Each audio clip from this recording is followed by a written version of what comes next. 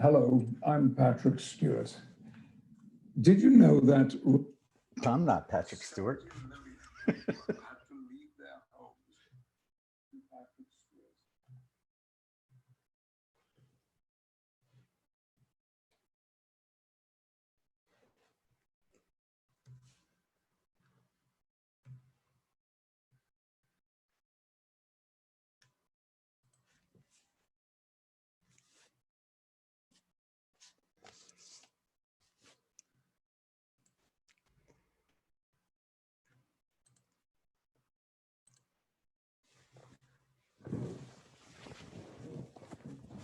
Hello, I'm Patrick Stewart. That's the first thing that comes on when when I turned on and signed on to YouTube. First thing I heard coming out. Yeah, that was funny.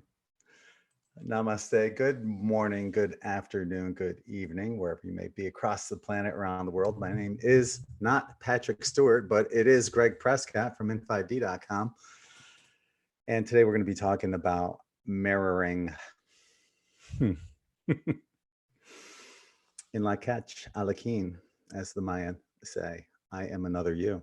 You are another me. That's mirroring. We are mirroring each other. Everything that we do, everything that comes into our lives, everything that we want and don't want that comes into our lives is the result of mirroring, because ultimately there is nothing but just source and you and me all together as one. That's it. And that's the truth. So see you next time. No, we got a lot more to talk about. Just want a quick shout out to people in YouTube land that are watching, as well as here on Zoom. Thank you for joining me. And just real quick,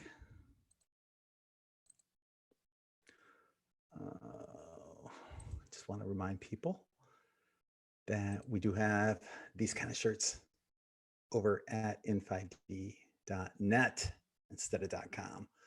We got awesome high vibration 99.9% quartz crystal sand tie-dye shirts at in5d.net, and you can check out the testimonials right up here. There's a little testimonial link. People are digging them. I love this color combination too. It's like a purplish plum green. It looks awesome together. But lots of happy in5d people. It's our family wearing the shirts. So definitely check that out. Another thing, also check out in5d Patreon at patreon.com/in5d and join us there. And on Wednesdays for 555 and higher, we have an Insiders Club private chat on the first Wednesday of every month. So that's really cool too. So there, even if you're an introvert, you're just speaking amongst us, just a tight little group of people, and you can say anything there. Okay, so join us there as well. So the topic of mirroring is an interesting one, because everything that comes into our lives is the result of something being mirrored to us or being projected from us to someone else. And it's constantly, it's the one big mirror show that's going on right now. My biggest thing throughout my life, I've always had like an issue with change. I always thought, I don't have to change who I am. If people don't like me, screw them. That was then, this is now. Now, of course, you want people to accept you for who you are, right? And that's why it's important to stand in your truth, because when you stand in your truth, you're going to bring those people of a similar vibration toward you. And they'll be part of your family, just like you guys are all part of my family. But if you don't change, you will forever be caught in 3D, right?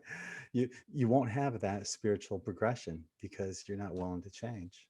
So change is inevitable. We're changing, we're growing every day. If you look at yourself today compared to who you were 10 years ago, 5 years ago, even a month ago, chances are you've changed in some way, or chances are many ways. When you fear change, you might, as I felt, maybe someone won't accept me for who I am. Maybe it's the other way around. Maybe I wasn't accepting other people for who they are. And that's the hardest part about the mirror process, is seeing it from the other person's perspective and realizing that there isn't the other person, it's just you bringing to yourself what it is that you need to learn.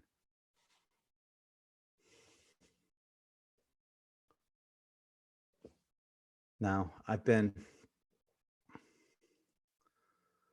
lucky enough, I should say, there's other ways of saying it, I'm sure, but I've been fortunate enough to have had enough type A controlling women in my life who have been willing to share this lesson with me on the mirroring and, trying to cultivate me into who I should be, and perhaps bringing out in me some things that I was afraid to bring out within myself. When you look at the type A controlling person, that which my mother was and is,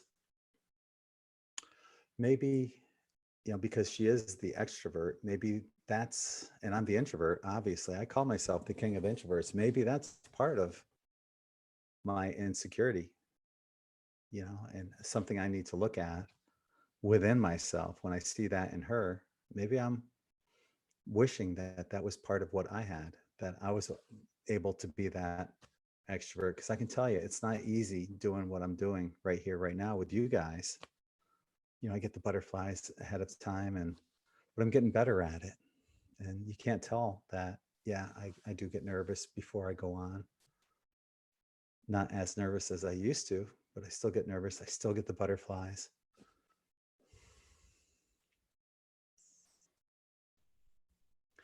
Ultimately, we want someone who sees in us what we see in ourselves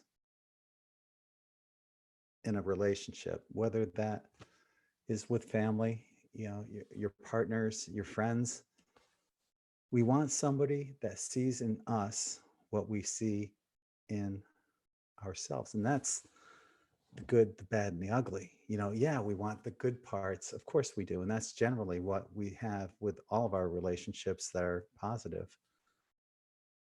We want somebody that sees in us those fragile parts, the parts that perhaps need to be coddled and loved, transmuted and healed. That's the hard part.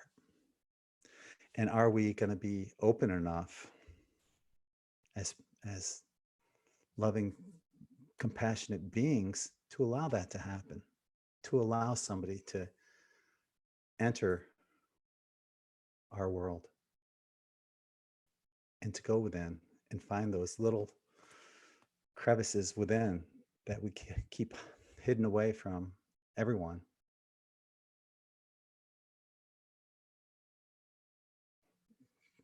That, just leads to our own fragility. But honestly, who are we hiding it from?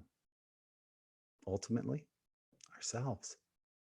So that's why it's important to be your true, genuine self, not to hide anything, and to understand that when you bring people into your life, they will have that compassion. When we move into that 5D, when that event happens, there's no escaping it. I will know everything about you. You will know everything about me. Even those little things that we all tried to hide, that we thought we could, brush over perhaps, or we're afraid to talk about, we'll know about. And the beauty of it is, it's all with love. the, the one thing or things that you might be ashamed about or embarrassed about in your life, we'll look back and laugh with each other, not never at each other, thinking, how silly was it of me to think this about myself?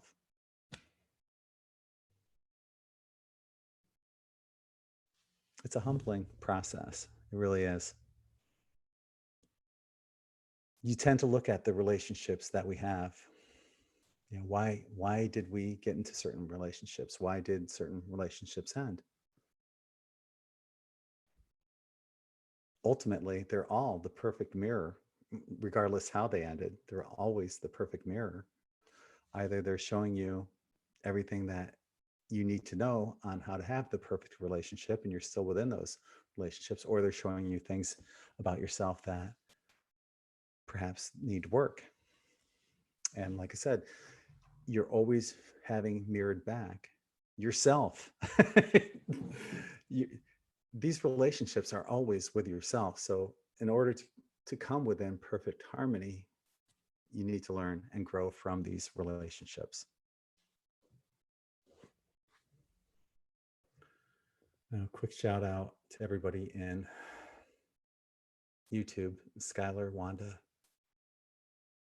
Kathy, Melody, Up3, John, Joy Lane, Gary, Melissa, and everyone else that's joined. I'm a little behind on that, as well as here on Zoom, John, Julia, two Julias, and Tracy. Thank you for joining me.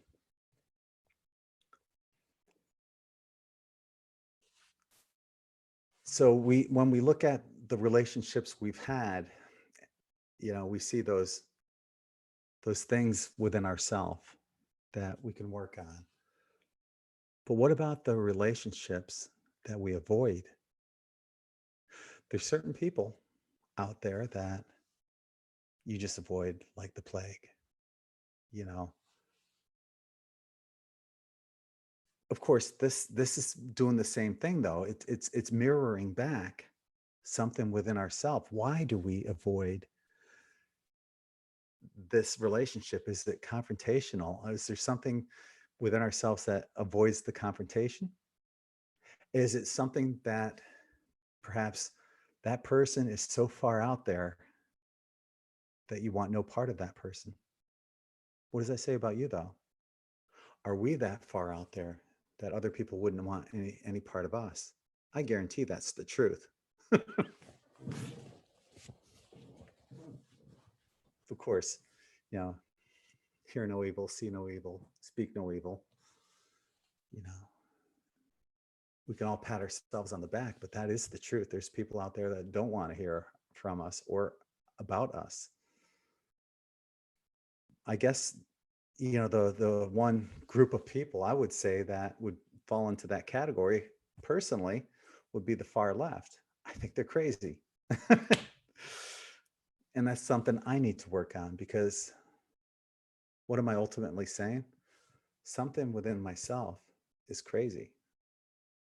Something perhaps, maybe it's being viewed by others as being crazy. And I know that a lot of people view us as being crazy. We know the truth and the difference, but where's the compassion?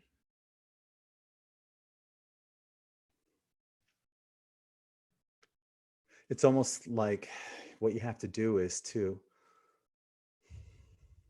be the observer in most of these situations and look at it from a third person perspective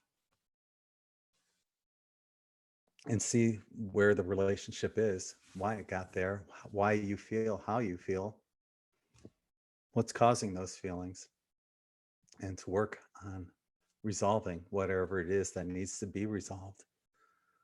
This is part of the process that we're all working on right now. It's the transmutational process of all these shadow selves being pushed out from within as we go through this ascension process. It's not easy, is it? A lot of times we don't want to see what's right in front of us, which is the truth and ourselves.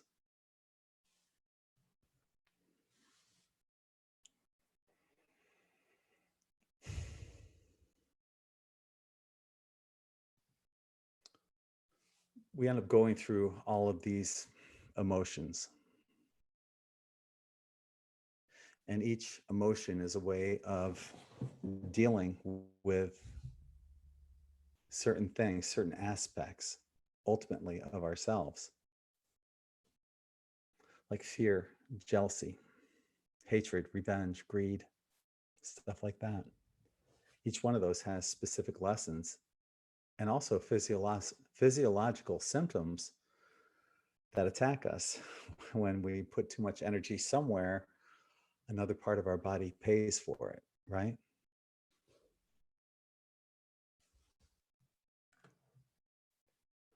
I'm gonna, for a minute right now, I'm gonna open up the chat here on Zoom and welcome everybody on Zoom for joining us on chat. And if anyone wants to jump in right now, feel free to, share your experiences.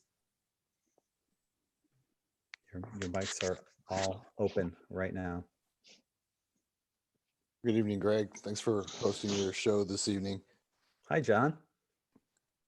You doing all right? How are you doing?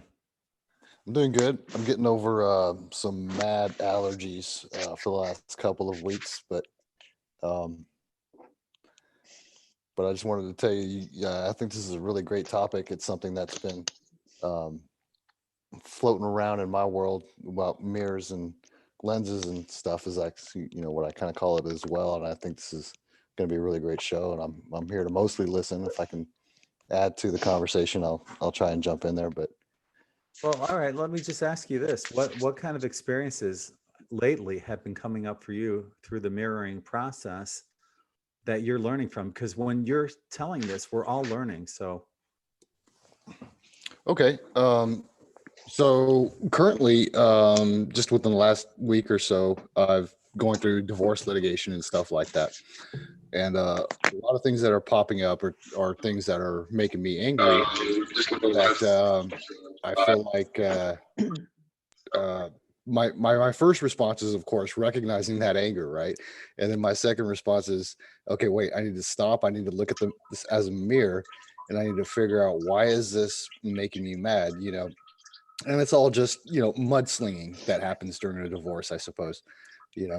A lot of it is this ego that I used to carry around when I was still in that marriage, where I found myself changing through that spiritual awakening, but I was still holding this, acting as a puppet, if you will, a puppet to my ego, doing all these different things. So things that were expected of me, so to speak, and just trying to not act weird, I guess. And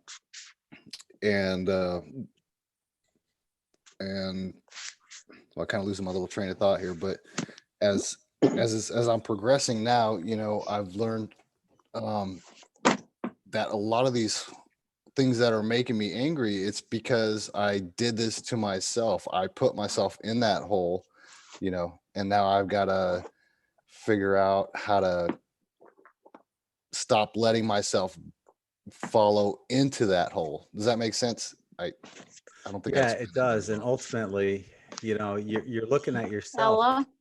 Who are you divorcing? Yourself. Yeah, exactly. As you find yourself, though, it's a, and to that I say congratulations. to the Honestly, I know it's a tough process. I've been through it twice. It's not Can you not put that easy bowl going off through the divorce. bed, please? Whoops.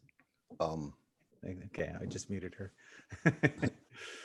But yeah, it's not an easy process, and I've been through it twice. Both times, I've had these type A kind of relationships with a controlling type woman, that was gracious enough to give me those lessons, but I didn't learn from them at that time. So this is what I look at in retrospect. mhm. That's interesting too, with this mirroring effects. I am noticing, as being a life coach, I am becoming more and more aware of my own presence, of what I am projecting or what's being mirrored back to me as I help others. And I have really come to a new level of patience. to really observe what's going on so I can see if it's something that I need to continue to work on or if it's something that's coming in from others. And it's been a big turning point for me to have that awareness to be able to have a conversation. And when you pointed out, because I know how it works in my life, when you said earlier, if I don't want anything to do with this person, I want them far away from me, which is interesting because I've done that. So I was like, wow. And I've recently reviewed that and say, okay, let's heal that and send light and love to it. And it's funny because those people I didn't want anything to do with, I have encountered face to face. And I was like, oh, hi. And I was able to not have any emotion around it. So that was an interesting aspect of the mirroring for me of what was I holding on to and why. And then it was coming back to me in other forms from other people that I didn't want to go away. So And like, it's for example, how? if I didn't want certain people like in my energetic space or pulling at me or being too needy, I would back people off energetically. And through me backing people off, it was also backing off new clients from coming in. So you need to be, I found I need to be careful with Yeah, that because because it ultimately was, you can be yeah, pushing yourself away. yes, is what Yeah. exactly what was going on. Interesting. Yeah, it was Well interesting. spoken. Thank you. Totally understand.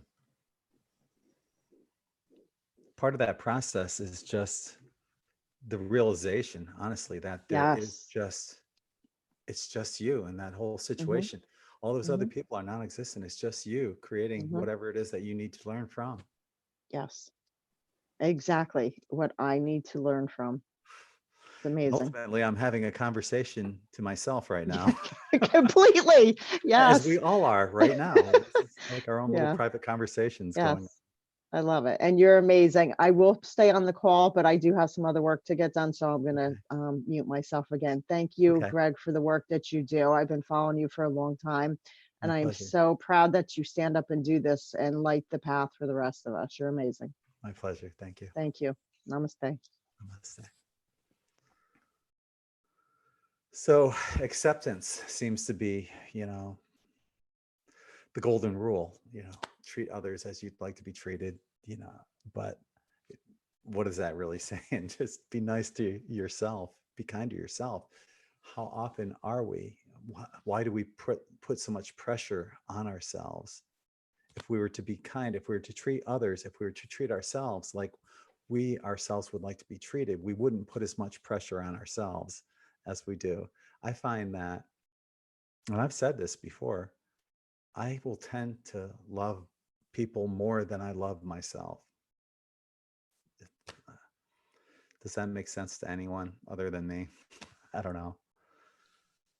But I need to learn how to love myself as much as I love others, is what I'm saying, just the opposite way around.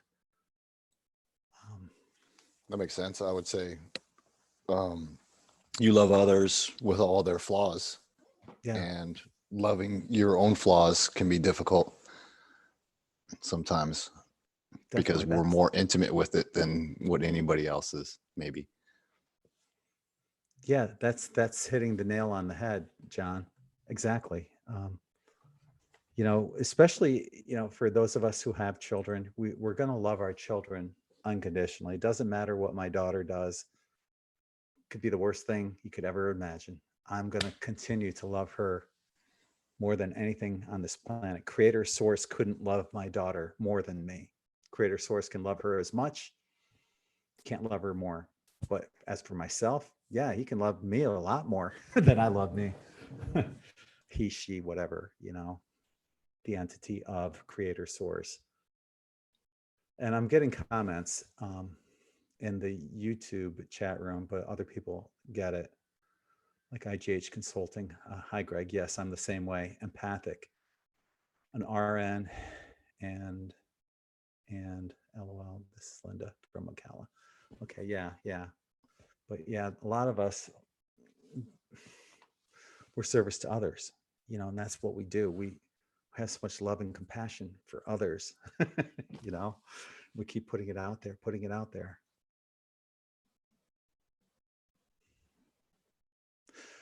ultimately that says we have so much love and compassion for ourselves, but there's part of ourselves that we're afraid to address that part.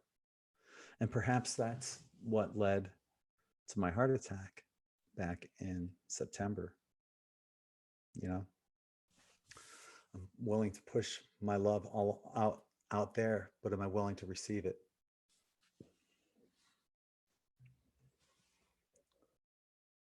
Fear is a very powerful tool. At some point in our lives, there's something that all of us have feared. I personally don't care for horror movies. Never liked them when I was a kid. I went to see them with my friends because that's what we did back then. But I never really understood the fascination of watching people get killed and die. And there was a fear of that. I remember watching Frankenstein, the remake of Frankenstein one time. And they were transporting Frankenstein on a boat, and he's just there. He was all frigid in I think he was in like a block of ice or something. They froze him, and I had nightmares over that for days. You know, and that's part of what Hollywood does is they're putting all this fear propaganda out to lower the psyche, to keep us in that fear type of mentality where our vibrations are really, really low. And you can see from that example I gave from that Frankenstein movie that it stays with you longer than a day, 24 hours.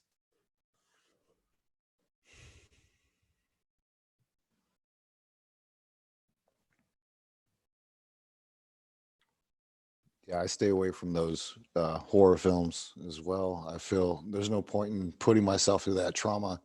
Like, why, you know? And the thing about fear also is that it's another thing that we create, you know, so to speak. So once we start fiddling with it and start creating it for ourselves, it can snowball and it can really turn into some crazy things that we would manifest. I've heard stories from people telling me how they were out doing something and so afraid they were going to get arrested, and then whoops, they got arrested. And yeah, well, that's because you created it, you manifested it, you know.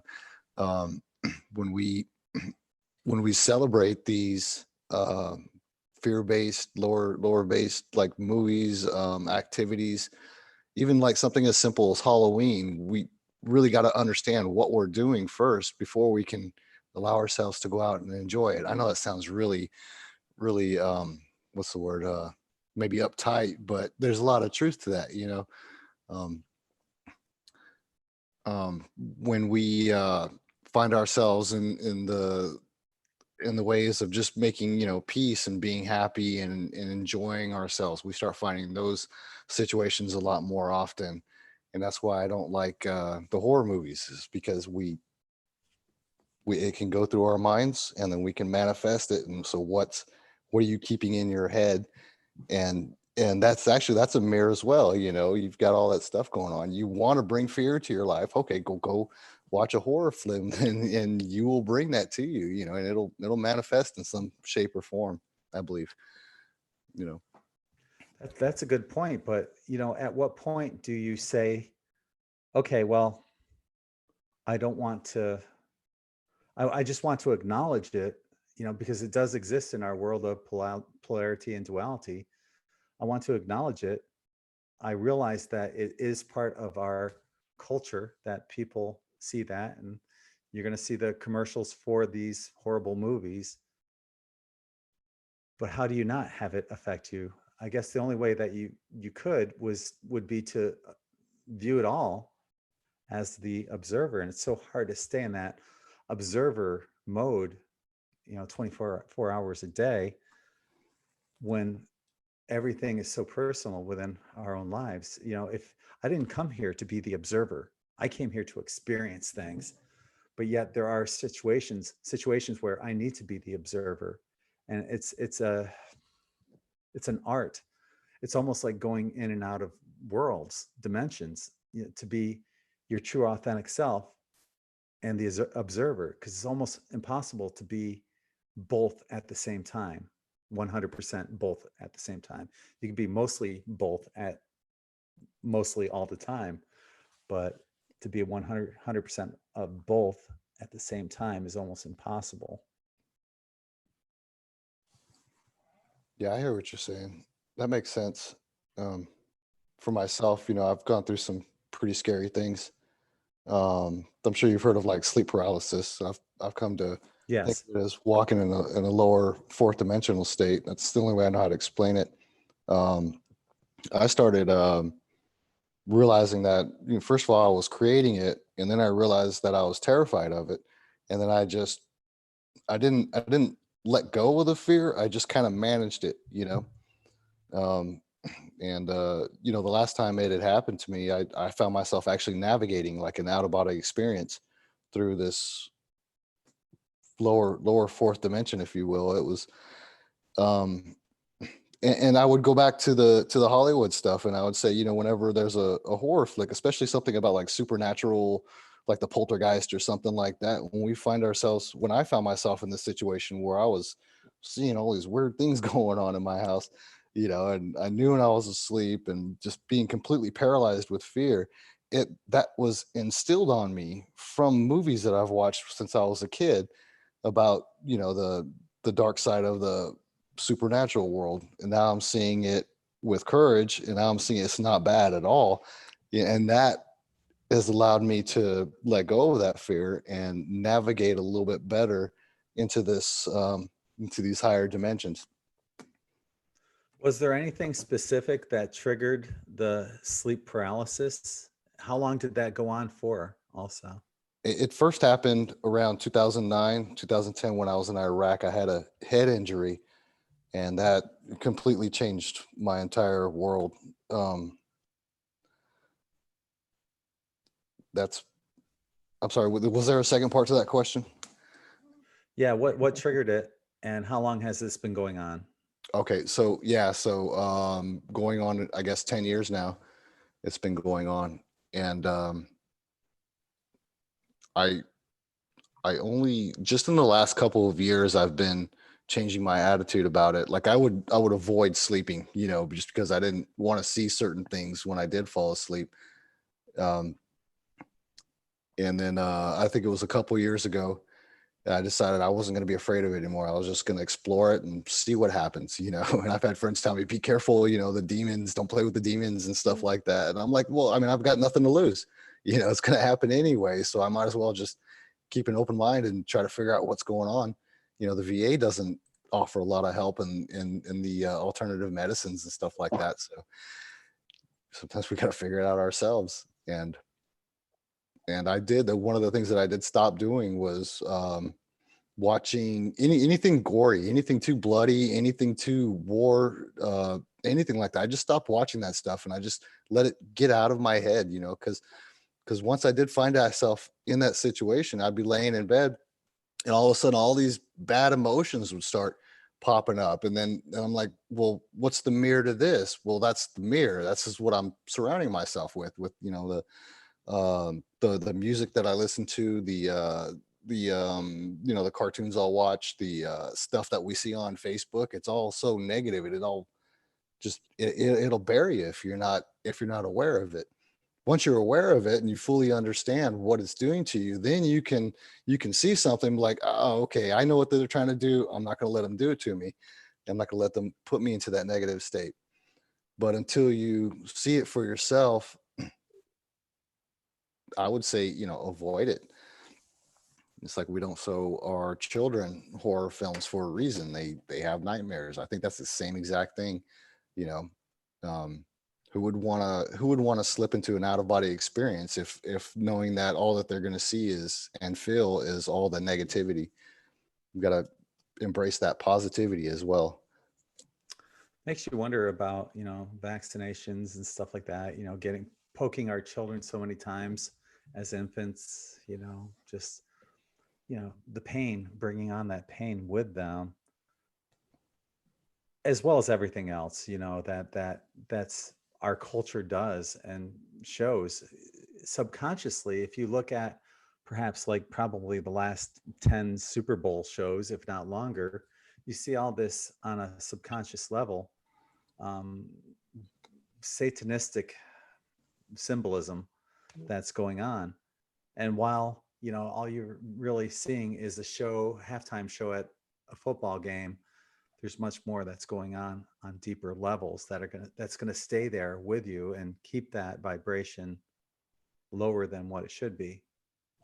And it's interesting that we have here, you know, the Schumann resonance has been just going crazy lately, almost like it's counteracting whatever's going on with these resonances that are, you know, these the cabal, the dark side, basically, you know, is doing everything they can to suppress our ability to manifest the world that we're trying to bring to us, and it will happen regardless through the event. But in the meanwhile, they're trying to keep us and as many people as they can held back in their vibration, because misery loves company. If you look at the history of all the movies, go to your theater right now, or look at what the movie billing is in your area right now. Let's say there's 10 movies. I'll bet you at least 7 of them are involve some kind of death. And if you look at it, even some of these Disney movies involve death. You know, it's just, you can't get away from it, you know. And while death is something we all go through, that was one of my fears when I was a kid. When I was a kid, I keep catching myself saying that. When I was a kid, young whippersnapper. But that was the number one thing I feared, was death when I was a kid. Scared the shit out of me. Why would it? That's an irrational belief for a child, but why would that be thrown upon me? Well, it's simple. The environment. What does, you know, the movies that I was watching, like Frankenstein, you know, I remember watching Thriller where the 6-finger hand came out of the quicksand and went back down. Thriller. Maybe it was Chiller. I don't know what it was called. One of those things. And I remember watching that as a kid, putting myself into that lower vibratory level. And it's just not right. But it made me fear death. I don't want to die. But ever since, you know, I've survived several car accidents, stage 3 cancer, heart attack, I'm like, whatever. I'm not afraid of it. That's for sure. Just another lesson. You walk through it, it can be interesting, that's for sure. It sounds like you've been through it several times.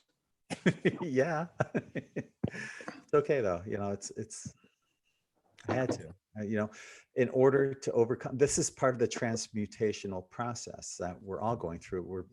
We're bringing these events into our lives that help us overcome things like fear of death. I don't fear death, and nobody should, honestly. I have a video on in 5D and an article. It's called Spiritual Reality Near-Death Experiences, where it shows all these different people who had died at one point and ended up crossing over to the other side. And they told their experience. And for the most part, none of them wanted to come back after they made it to the other side. They loved it there. They just felt that unconditional love, being with Creator Source, and they just didn't want to come back, but they ended up coming back, and here they are. But yeah, there's nothing to fear in that death process. And ultimately, with a lot of these people had family here, you know, children, you know, spouses, and as much love as they felt on that other side, and they were out of pain from whatever accident or trauma they experienced that led to their near-death experience. They were out of that. They didn't want to come back to this body back here. And most of them said it was like walking through molasses. Being here is like walking through molasses. And it's tough. It's not easy being here. A lot of us thought it would be a lot easier than what it is. And we gave ourselves a lot of challenges throughout this experience. But think of that as just what it is, experiences. The Rosicrucians have a saying and a belief that Your goal in life is not to be happy, right? Happiness is an emotion. Your goal is to experience as much as you can. And within those experiences, you'll find happiness. That makes sense. Wow. Yeah. It's a beautiful Yeah. way of looking at things. Absolutely. Because you ask people, what do you want in life? I just want to be happy. That's not enough. Experience more. Your soul is craving experiences more than happiness. So you guys are all unmuted. If you want to jump in. Oh my God, you can hear me? Yeah. Hi, Rhonda. Oh my God. Hi, how are you? Good. How are you doing? No, I'm awake, actually. I've been working. I'm next 2 weeks, right after the Phoenix Open, I'll be coming back to Florida. So I have been sleeping and working and sleeping and working and making a ton of money and enjoying every bit of this. Just like you said, each experience. Man, there's so many of them. So many of them. So what Very are you fulfilling stuff. experiencing with mirroring? What can you share? You know, I missed it. I just came on. I just missed what you guys were talking about with that as far as mirroring. You know, I was relating to some of the stuff he said, you know, just in the last few weeks with all the working that I've done, I've just kind of not participated in my group and politics and man, I've been a lot happier, you know, and it just kind of stuck as soon as he said that. And I was just like, oh, wow. I haven't been on Facebook as much. I haven't watched TV. All I've been doing is just working and relating with people, and that's it, and just staying away from all the garbage. Kind of the main thing. Well, you know, honestly, Facebook's not that bad. You know, if anything, cut out Twitter, because Twitter is like all, you know, politics and crap like that. Facebook is more I know I spiritual. haven't I get a done lot it. more spiritual talk on Facebook. But Yeah. of course, you know, also you'll As get far as the updates, mirroring, I don't know. I missed everything you guys said. That's what brought me in here. Dang it, and I missed it. right?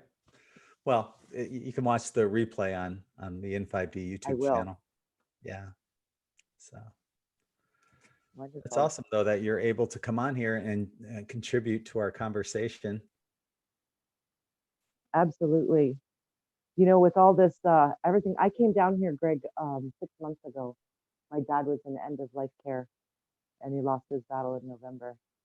And a lot of crazy stuff been going on with the family. So, and I just kind of opted out of all the misery and the anger and the fighting. And I said, you know what? I'm going back to Florida. Bye. You know, I'm not going to deal with it. But a lot of triggers out here. Every road you drive down creates a memory. And I think I've dealt with it. You know, I had to go through this process right along everyone else, deal with it, set it down, and be able to move on. And once I finally did, and I just kind of jumped into what I'm doing now, it's amazing how much money that I have made once I made the decision to come back to Florida. You know, just everything that has fallen into place to put me back to where I need to be to come back. And I don't know, I just every single day I smile. I'm amazed. I can't believe it. You know, it's just fantastic stuff. Yeah, Twitter is also another place to stay away from, but I haven't had the time. So it's amazing I'm here right now. I just woke up. Well, it sounds like you're doing the right things right now because what you're putting out there to the universe is coming right back at you. Yeah. Yeah. Well, good, So, because I need it. yeah. Yeah. Yeah. Well, thank you so much. Thank you so much for putting this on today. I actually needed a little lift, you know, make sure everything that I was doing was the correct thing. And I know it feels like it's correct because everything just keeps falling into place one by one by one. You know, it's really great. Awesome. Yay. Yeah. All right. So, well, feel free to jump in anytime that we're chatting here. Fantastic. All right. And if anyone else wants to jump in, feel free. talking about mirroring, the mirroring process. Maybe, if you have some advice or tips on what you've been going through, or, some situations that you're currently going through that you might, want to ask, put it out there for other people to answer. Feel free to jump right in. And on YouTube, I'm throwing the URL if you want to join us right now. You see it there on the YouTube chat.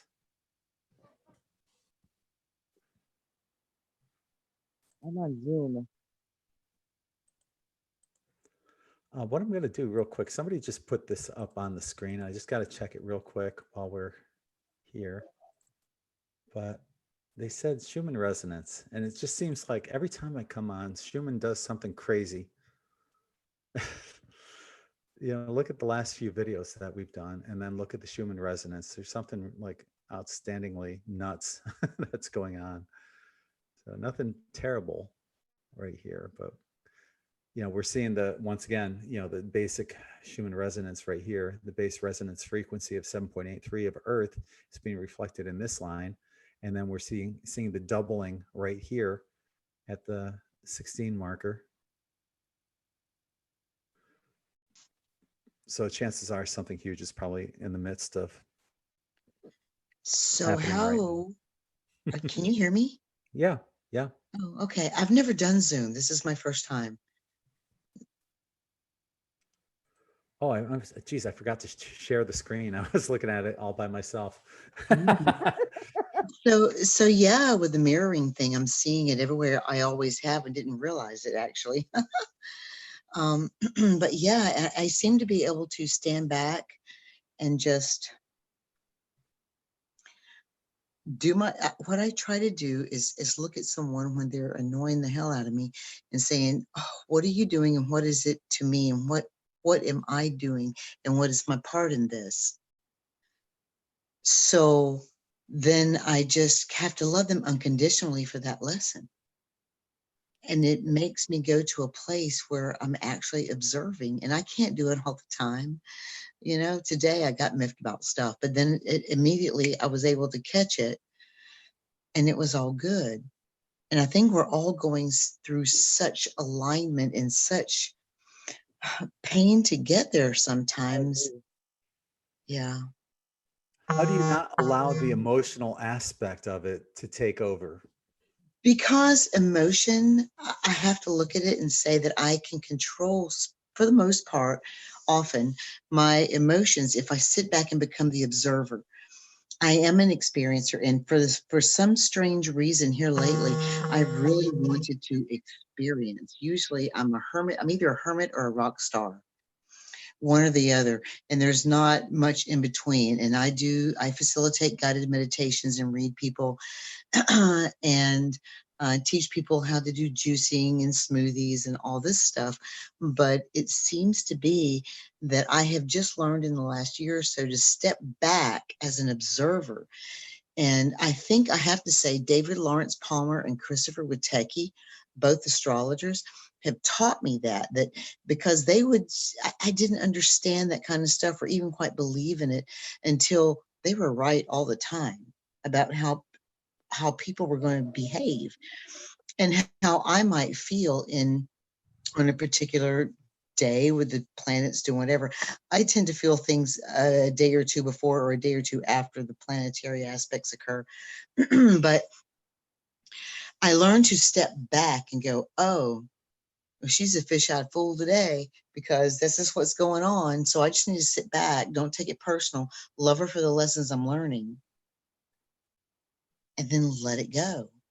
And even today, driving home, I had my very first anxiety attack in years, and I don't know why it was, other than the fact that I have not been juicing in a while. I've not been eating really properly. I've been drinking a little more alcohol than I normally do. And all those things are like the perfect storm. But then again, I was able to sit back and look at it and say, well, I'm observing this, so I don't have to feel it. And the very second that I realized that, it all went away. Mind It over all matter. went away. Yeah. That's funny that you say that too, because I mean, I haven't drank in, I don't even know how long. It's been quite a while for me, but I've been drinking a lot of caffeine, and I've noticed my mood shift. Just trying to stay awake. Yeah. Amazing. I have gone from spectrum to spectrum of as far as feelings and dealing with all the emotions and purging and the dark night, and with the shaman resonance and all these planetary alignments, and just allowing myself to feel what I feel, deal with it, and let it go, because it has to be purged. And you have to bless it. I mean, you have to bless it. You have to honor it. You know, if you stub your toe and it hurts, you have to honor it. You have to look at, what am I not paying attention to? It's making me stub my toe or trip over myself. That's just myself. So we have, a lot of people, through the mirroring process, we learn through so That's many just of these myself. emotions. I'm sorry, go ahead. What was that? A lot of people, through the mirroring process, we learn through so That's many just myself. emotions. I'm sorry, go ahead. What was that? Someone's on a serious delay here. Hang on. That was weird. Yeah. But yeah, we are mirroring one another. And once we're able to see that and step back and just watch it as the observer, we're then able to make different decisions. Just different decisions, in my humble opinion. It's really an art too, to get to that point where you're able to look at yourself as the observer, almost as if you're, looking down at like a spirit guide or something, one of your angels, just looking down, watching what's going on and observing it from that third person perspective, kind of like what Dolores Cannon did in QHHT, when she would bring the people under, and have them go through the regression. If it was so painful, if it was too painful, she would have them look at it as the observer, and all of a sudden they calmed right down. It was so easy to do. It's an art though, to do that, to be able to get to that position and to take the emotion out and say, okay, wait, you know what? Is it possible that I did something that, It takes practice. Yeah. It takes practice. Like when I began, the first time that I read The Secret by Rhonda Burns. It took me a good year to learn how to say things in a way that would attract what I wanted. Instead of saying now, I don't want you to forget to come over, I say, please remember to come over. Right. I mean, it's a mind fuck is what it is. You have to turn it around, and it takes practice, and that's why I think that's why meditation helps. I think, when you become more at one with yourself, you're able to love yourself a whole lot more. I love myself finally. Maybe not as well as I could, but it's a heck of a lot better than it was. I know a lot of people, myself, I've learned probably the greatest lessons through, we all know that there's only two emotions, love and fear. And then you have all these emotions that come off of the fear, but we learn so much off of the fear while we're here. It's crazy. But we don't have to. No, well, the thing is, this is interesting. It's something I didn't know about fear.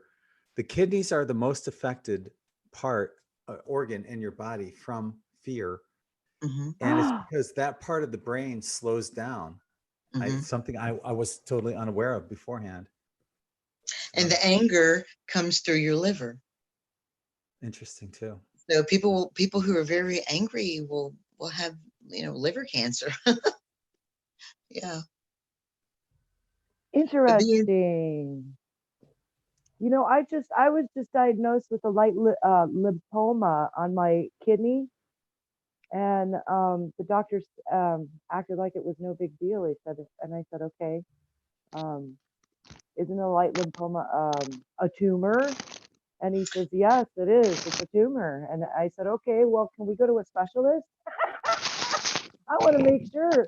I said, okay, so what happens when it starts growing? He says, well, it starts to hurt. And I said, okay, well, it's been hurting for a couple of years. Let's go to a specialist, you know? And you're saying that that's all fear? Because I've been jumping in with both feet for the last 6 years straight. I just kind of follow my my angels. They've been telling me, okay, well, this is where you're going next. You know, I've been all over the United States in the last 7 years. I've lived in so many states, and I've jumped in with both feet, and I've just done it and had so many fantastic experiences. And I don't feel like I'm experiencing fear. I've never been afraid to do any of this. I just do it. And now I've got a Are tumor you on my afraid kidney. of, do you have any fear of who you are and where you're not so much what you're doing, but just being what you are? No, no. I came to grips with that a long time ago. You know, I Realize remember, that the kidneys that harbored fear. That's well, I'm a Libra, and Libras, that's the thing. So our sign actually is the kidney. So we have to take care of that. Like every sign rules a certain body part, and unfortunately, I mean, at least it's not the liver. Julie We is only trying need to say one something kidney. about your fear, and she's talking about BQS or BQH and the BQH. Dolores Cannon. I love the Dolores Cannon. I have a friend who does hypnosis. She's taken all the Dolores Cannons, the courses, and I want to do Beyond Quantum Healing. That's my next goal. So that might be something you want to look at. For whatever reason, she's trying to come through, but it's coming through as static. And that was what she was saying to you. She typed in, I guess. Have you had a hypnosis, QHHT? quantum healing? Not Mhm. yet. I want to. And I know Florida Do has it, a dude. ton of, yeah. Do it. Well, my Do daughter, she's in Minnesota, and she tried to do a QHHT session with a level 2 practitioner, and they couldn't put her under. And you know what? All you got to do is play with my hair, and I fall asleep. So I know I'll go under just fine. But I wanted to wait. Actually, I really wanted to take the classes to go from level 1, level 2 to level 3, so that I could help others with this process as well. But yeah, I'm kind of dying to exactly. figure, to find out what's going on with me, and Yeah. kind of not There's just with there's this there's a lifetime, link but where on I've been before. N5D. There's a link on N5D if you want to learn how to do Beyond Quantum Healing. Right here, just scroll down and find the link. Learn BQH.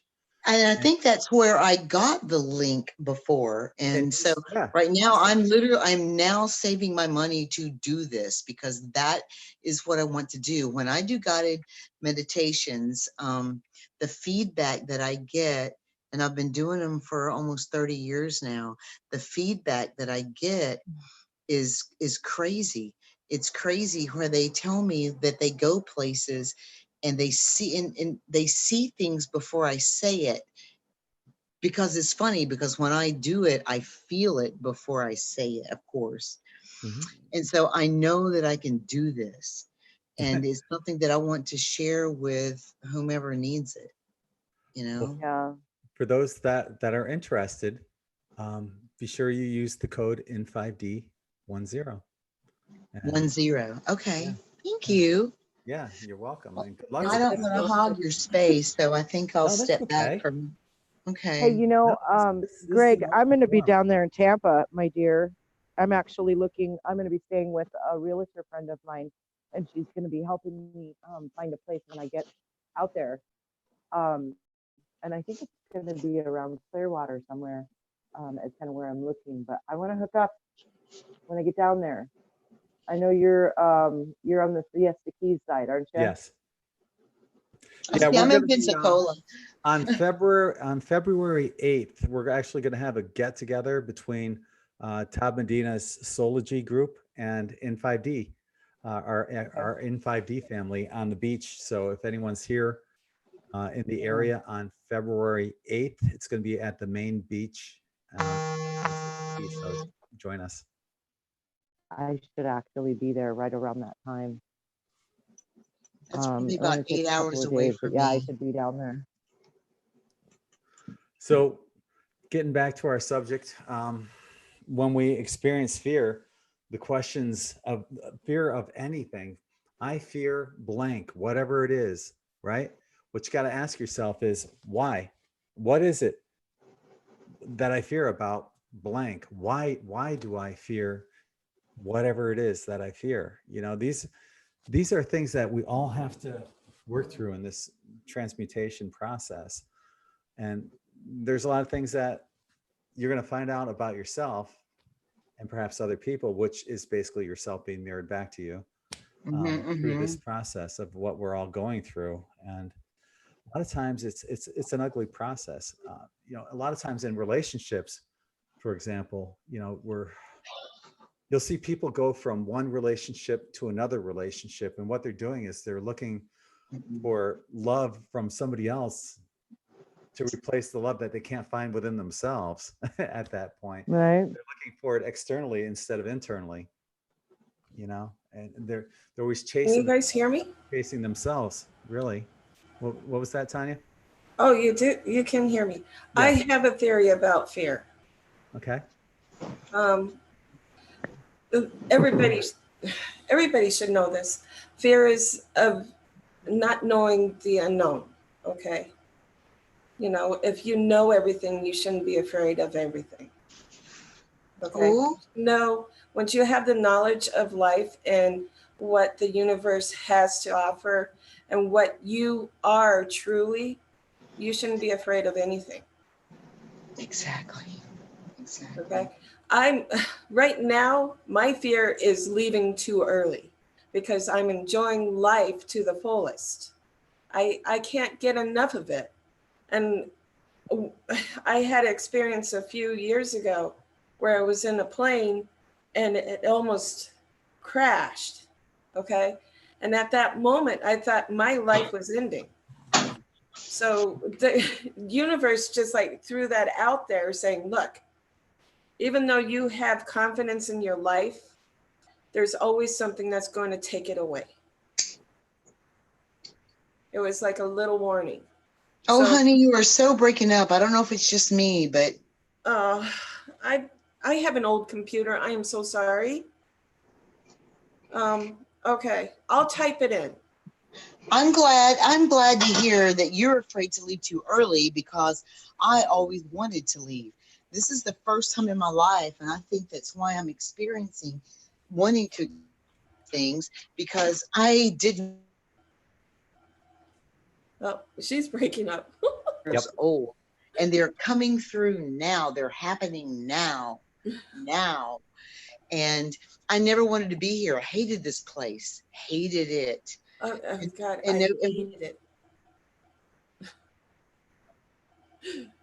now living alone for almost 10 years. And I can't even imagine. Someone has to speak my Oh, Someone just Come and back. It cut out on the no, best I'm going part. to live till 11. Yeah, Janice, you keep freezing up on us. well, in 2011, Gregg knows that's when I fully awakened. Okay. And I've stopped videotaping. I've stopped expressing what I knew. I continue to listen to Gregg and follow him. But when it comes to myself, nobody wants to follow me, but that's okay. I understand. I'm such a boring person. But Gregg is entertaining. He brings up great topics to talk about.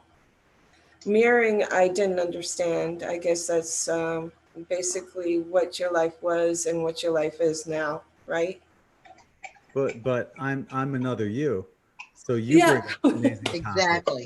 you're right, Gregg. You are absolutely right. I know. Yeah. So it Goodness, I love this. I love this. I So just we're wish that And my I'm so computer. blessed to have all y'all. All y'all. Mhm, That, know- now I understand what you mean by mirroring. Okay, Mhm. I mhm, understand. mhm. Another emotion that many of us have felt and experienced is jealousy and or envy. Oh God. I remember as a child growing up, I'd see a nice car, nice house, nice boat or whatever, and think, man, I wish I had that. Instead of thinking, this is the way I see it now. It's like, good for you. Yeah. Hope you get a lot of use out of that beautiful boat. It's an Mhm. awesome looking boat. And I'm totally jealous. No, I'm joking. You have to be grateful for others. You have Yeah. to be grateful. It's once you switch over, once it clicks, there's no going back. There's no And going then back. and then all you have to offer others is the knowledge of where you are right now to kind of help them. And basically, words are energy. Everything you put out. Thoughts are, everything is energy. Yes. Yeah. But trying to teach somebody who's a very negative person, I always do that. Don't say that. They're like, what? It's teaching people, and people are waking up at a phenomenal rate right now. I Not in started Tucson. writing. Not in Tucson? Not in Tucson. Really? It's Well, so hard. interesting. But I keep my spirits up because I know who I am. So Exactly. Honey, I'm in the Bible Belt. I get it. I was raised Pentecostal holiness. I'm in North Florida, Northwest Florida. I'm in Pensacola, and I get it. I there's get too it. many of them. But there is the vortex has moved here from. There's a vortex in Gulf Breeze, and another vortex has opened up in the last 6 months or a year or so in Perdido Key, which is the area where I live. And it's an amazing thing. These people are starting to come together. I try to start a group of people to anchor this energy. Oh my gosh, decades ago, and I could not do it on my own. And now all of a sudden we're coming together to anchor the energy to this vortex. And I'm so grateful to you, Gregg, for teaching me about Zoom and all of this stuff, because now we can all get together and do this for this area. I've just started guided meditations here at my house with our core group, and who mirror me completely, and in all ways, shapes, or form. My dichotomies, my little drunken party self and my beautiful spiritual self. And also we're doing Himalayan singing bowl. We have a friend that does that, who does these beautiful sessions, and you feel the vibration on your chest and your belly, and you can stand in a giant bowl as she's making the vibration around it. And we are finally anchoring energy here. And I really believe that we are anchoring energy in places as mirrors that are making this web across this planet, across the universe, across all dimensions, because all dimensions, all things are happening at one time, just on different dimensions. Yeah, have you felt that some of the dimensions are colliding with our dimension? I think that we are finally able to sense them as human beings. It's always been that way. Even Einstein talked about that Yeah. everything is happening at the same time, just on a different dimension. And now we are finally feeling it. Oh, I'm witnessing it. I'm not really feeling it. Did she cut out? Yeah, what we're seeing sometimes is like a lot of people, well, some people are having that experience of going in and out of dimensions. I've done that myself. Oh yeah, it's like bipolar. And it makes you crazy. One thing that happens, Can you hear and then me? the next minute it didn't Yes, happen, Mom. and they're telling you you're crazy. Okay, I just unplugged my speaker. I think sometimes that F's me up. Oh, Don't you hello, think that beautiful. this what do they call that? The Mandela effect Yes, may that's the be a one. reflection of the timelines or the dimensions coming Mhm. together. Greg, I'm Right. So thinking there's my head. evidence of it. I walk out of the room, I forget my keys, I come back in, I know I had them on the desk, I look all around, I can't find them. I come back 10 minutes later, freaking keys are right where I left them. Right there where you left them on the desk. Who's had that happen? Me. I totally see that Every as an day. interdimensional melding timeline kind of scenario, right? I just figured I had some Always borrowers happening. around. More frequent now. So So if you look at archetypes, you can mirror the archetypes. Like when I lose something and can't find it, I call on Sandalphon, who is an archangel. And so that is an archetype, but I mirror it and say, okay, so where is it? And boom, there it is. I've been lost in the middle of the woods. And I looked at my girlfriend and went, I'm calling on Sandalphon. It's just an archetype. It's just an energy. And I'm going to mirror that energy, and boom, we were unlost. It was crazy, but it happens a lot. It happens a lot, and we can do that. That's our gifts. And once we decide that that's our gift. Are you making up a word? Is unlost a word? unless Unlost. I'm kidding. I don't know. It doesn't matter. Unlost. It makes perfect sense to Yes. me. I don't know. You Right? can, we'll coin unlost. I Thank make you. up words all the We're time. writing it I'm into just- the dictionary right now. Right. And with that concept of we're all connected, in a sense, you're just calling on another aspect of yourself. Exactly. That's what I mean by the You are archetypes that are pulling mirroring. down, Exactly. Exactly. you know, That's and when all you're gods acting and goddesses badly, are. when you're acting badly or whatever, and you don't mean to, but you do it anyway, Mhm. that's just another aspect of yourself. It's like we're all Exactly. multiple I personalities. feel like if I'm a you get right disco down ball. to it. I feel like I'm a disco ball. Whatever part you're looking at, that's what you see. Whatever part I'm looking out of, that's what I see. I just like the shiny and sparkly part. Yes. So, getting back to that feeling of jealousy and envy, I think all of us have gone through that, probably at some point in a relationship. When I was younger, one of the first relationships I was in, this girl was cheating on me with another guy that I didn't know about. I found out about it, and my first inclination was, so this is how the game's played. I guess I'm going to cheat on every girl. But I thought about how it made me feel, Right. Mm. and I just couldn't do it. And I've never have done that to this day. I could never cheat on anybody. That's beautiful. I can't imagine ever cheating on anyone. I've never done it, and I can't imagine doing it. I That don't would. understand why people. It was actually a beautiful experience. And fortunately, I was the kind of child, with being the introvert that I've always been, I use self-reflection a lot. And I look back, how does that make me feel?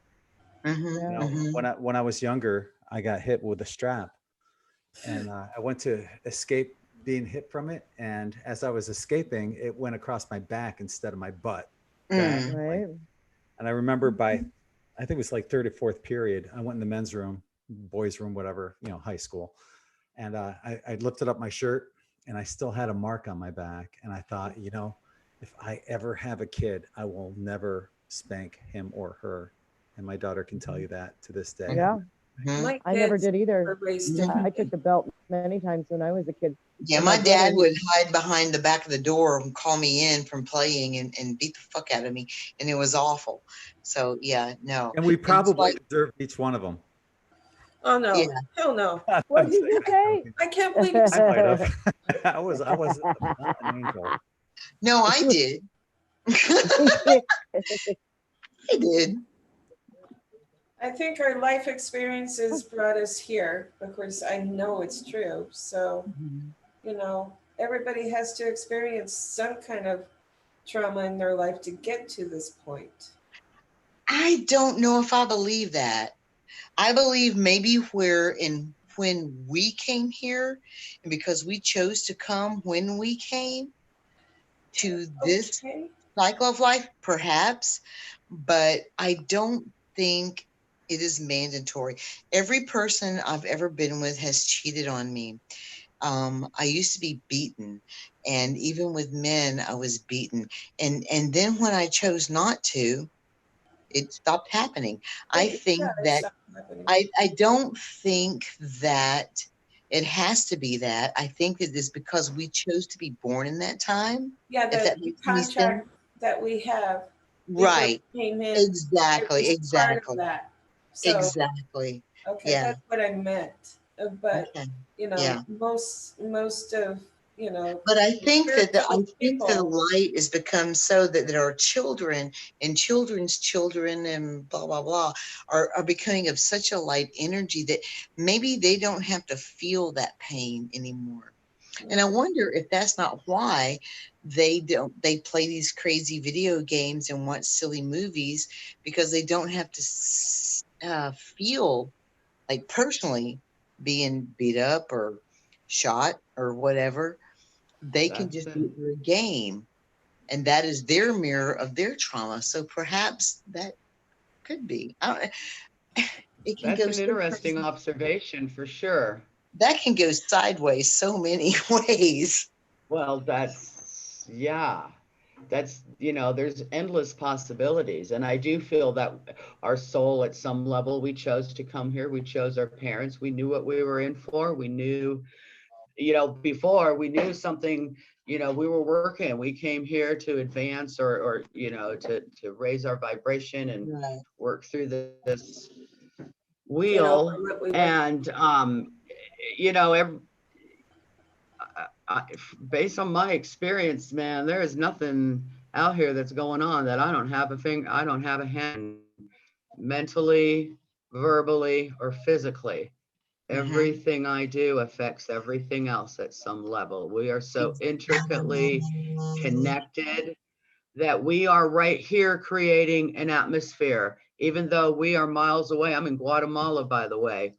Even though we are hundreds, thousands of miles away, we are right here because we are, in fact, each other. And mirroring. I Yes, look at you and I see the eyes of Creator. There's no one here but Him and us, Ooh, dang. so That's right. Preach it, sister. paying The creator attention, is pay us, attention to what we're thinking, saying, and doing, because all this stuff that we attract to us, we're attracting it because we're putting that out, and like attracts like, and it comes right back to you. So pay attention to the people that you attract to you, And that's part of being the observer. pay attention to the lessons that you're learning over and over and over again. If every relationship cheated on you, what is with you? Because that's a reflection of you. Not that you're cheating, but there's something not in alignment with what you want. You're out of alignment. You have cognizant dissonance about something. You're right. You're right. They never spoke my language. They did not speak my language. Another possibility is that in a previous life, you were that person that cheated on all these other people. And this that's true. This is just you paying back the karma right now. You're like, that's okay, I'm true. getting rid of all this And karma. I will one have to lifetime. say, yep, I will have to say this very last person that I dated very briefly did not cheat on me and spoke my language. It was all about spirit, but he needed to have his space to learn himself. And I knew I still needed space to learn myself. Yes, I've been alone for 10 years, but there's so much learning to do. Girl, I beat you 22 years here. This is amazing. Look at this. Look at these mirrors here.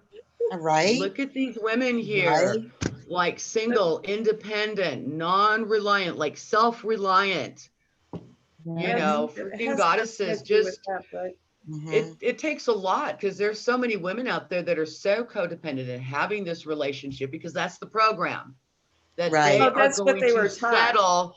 They're going to settle for shit relationships. Excuse my French. But once we decide to be a mirror to someone, or understand, you don't have a freaking choice. Right. You're not. That's that because most of your activity that you're expressing is coming out of your subconscious. Yeah. And the last fellow that I was with, no, he did not cheat on me, but we partied our asses off, and I was just in that crazy mode. And now that that's an invite to a whole level, a whole right. nother And now level that I'm backing out of that, we would get We would get drunk juju, as hell and talk man. spirits. That's We would get drunk possession. as hell That's and talk possession. And spirituality. That was the funny thing. We would get so drunk and talk about spirit and fuck. God and energy and Yeah. energy. Okay. Well, then you're probably attracting some higher vibrational spirits with Finally, that, but they don't Yeah, call Jack that shit Daniel's spirits with the for nothing, man. dichotomy of the wine. You know, Jesus that's all drank good. wine. There's nothing wrong with drinking wine, but you know, 1 or 2 glasses. And I don't know. I'm so like uber aware of myself, and I'm aware of the no-see-ums, and I talk to them, and it's all good. But I know I don't hang out in the bars. You know, fuck, I love Coke, man, and I can get it for next We to lost nothing. you. But I also know, I just become so uber aware of the shit I that love attracts, Zoom. that This is level incredible. of consciousness, you know. And it's amazing to see just how absolutely we're connected we are. I mean, it's been a long think time about since- people. I It's funny couldn't because tell I you was the last actually time I thinking had a about you, drink. Greg. I was thinking about you watching something, and I freaking turned on YouTube, and you were live. I'm like, son of a bitch. Thank you. But yeah, I can't think of I can't remember the last time I had a drink. If I were to drink anything, it would probably be Jack Daniel's honey. I've got a bottle of it. Yeah, baby. There you go. And I've got I'm a a bottle of gin it in my drinker, gin and tonic. in my kitchen, but I haven't touched that since at least before the heart attack in September. So, Good you know, for it's been how many you. months since I've Yeah, had you any- have good. Yeah, exactly. And there's Yeah, no I don't reason need it. anymore. You get to a certain So I'm doing a level, you souling don't class need with it. Dr. Michael DiMaria, and it was really funny this last time I went. I'm the drunken guru, and this is what happens to me. I will go to the places that I haunt around here, and I will get really tipsy and then start seeing things and tell people things. And then the next time I see them and I'm sober, they go, "Do you realize you changed my life and you showed me this and told me this?" And I'm like, "Huh?" And then I started seeing there is a monk, I think he's Korean, and the only reason he became a monk because it was a job and there was no experience necessary. And he is an alcoholic who has healed himself by now. But in the beginning, there's this whole movie. It's called, oh shoot, The Departed. If you look it up on Netflix, it's called The Departed, because he helps people not kill themselves. Because his uncle and a nephew or something like that killed themselves, and he dedicated his entire life to people who are suicidal. But he's a freaking drunk, and it cracks me up to watch that. And then there was something on PBS where this priest was a drunk, and I'm like, I'm not going to hate myself for going out and getting really, really tipsy and telling people things that change their lives and make it really awesome for them. And they see things that they did not see before. And I don't have There to you do go. it all the time, because I remember weekends that I decide to do it. And then I go years without drinking. So I have to honor that part of me that has allowed me to open up, I think. And I also believe that there's no accidents or coincidences. You might have been led by spirit. I mean, there's just no telling. There's so many possibilities. Like, right? Everybody has these different experiences, and instead of like discounting it, it's like, wow, really? That's awesome. I It's knew way I the would bleep always. out there, but you know what? Yeah, there's stuff going I was on. a I can't biker. explain in my life. I I have was an a biker. important I just question to sold ask my you guys. Harley. Go ahead, I Tanya. just sold my Harley, and I knew that I was supposed to be on the fringe when I chance. was a child. Okay. Okay, ready? Yeah. If you could go back in time, would you have changed anything? No. No. Good. Probably not. That's the question. And it's very important because a lot of people would say yes, because we would change a lot. No. Good. Good. No. I put me here for a reason. Thing is, if I had changed anything, then I wouldn't have my daughter, or there's a possibility my daughter wouldn't be in my life. So Yeah, that's the there's way I nothing see I it would too. do. My kids wouldn't be in my life right now, so why would I Exactly. change anything? They're I here for a believe in zero reason. population growth. I wasn't going to have any kids. I knew how selfish I was. My son was born a little old man, and he was like the perfect person for me to be my child. There was no way I could be a mother of any other child. I never had to spank the kid, except But- for one time he was reaching for the light socket, and I mean the electrical socket, and I popped his diaper. That was it. I was blessed. You guys say that you wouldn't go back and change anything because Nope. of your children. But think about it. Those children chose you to be their mother, regardless of who you had sex with to have that child. You're still going to have the It's child. still the They might timeline. look a little different, you know? It's the timeline, though. You change the Mhm. timeline, you change the person. Exactly. Exactly. Exactly. So Yes. You don't I change. wouldn't change anything. I would deal with it and wait until it passes and live my life like I'm living now. So I'm enjoying every minute of it. And there's nothing anybody could do. I or don't know say about that- enjoying it all. I did. When I had that anxiety attack today, I had to sit back and go, "Oh, this is crazy. Why am I feeling this? What am I doing? Who am I? What's happening right now?" And I had to really sit back, and I had to become that observer. I had to be the person that wrote the script, wrote the play, wrote everything, and stood back and watched the actor. The place freaked me out. So I left my buggy and I went to places I was more comfortable. And tomorrow I'll chop my shit up and have a really great salad. Oh my God. So oftentimes when we go through these emotions, you know, the fear, the jealousy, hatred, revenge, anger, a lot of times we can't see what's right in front of us because we're blinded by that, Oh, yeah. that which is being mirrored for us to learn. Yes. For being a person like myself, I have, this is my thing. I have a lead foot and I love driving fast.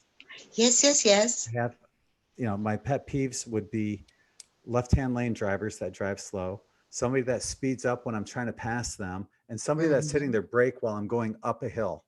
Right. Three pet peeves that I have. Dude, Those are I things got that I you. realize that I need to work on. These are things within myself that I know are flaws. They're being mirrored back to me on ways I can improve myself. But you know, it's hard to objectively Here's what Wayne Dyer said separate once. yourself. He said there was a little lady for a couple months that rode in front of him, and she would go stupid slow, and he couldn't get past her because it was a 2-lane road.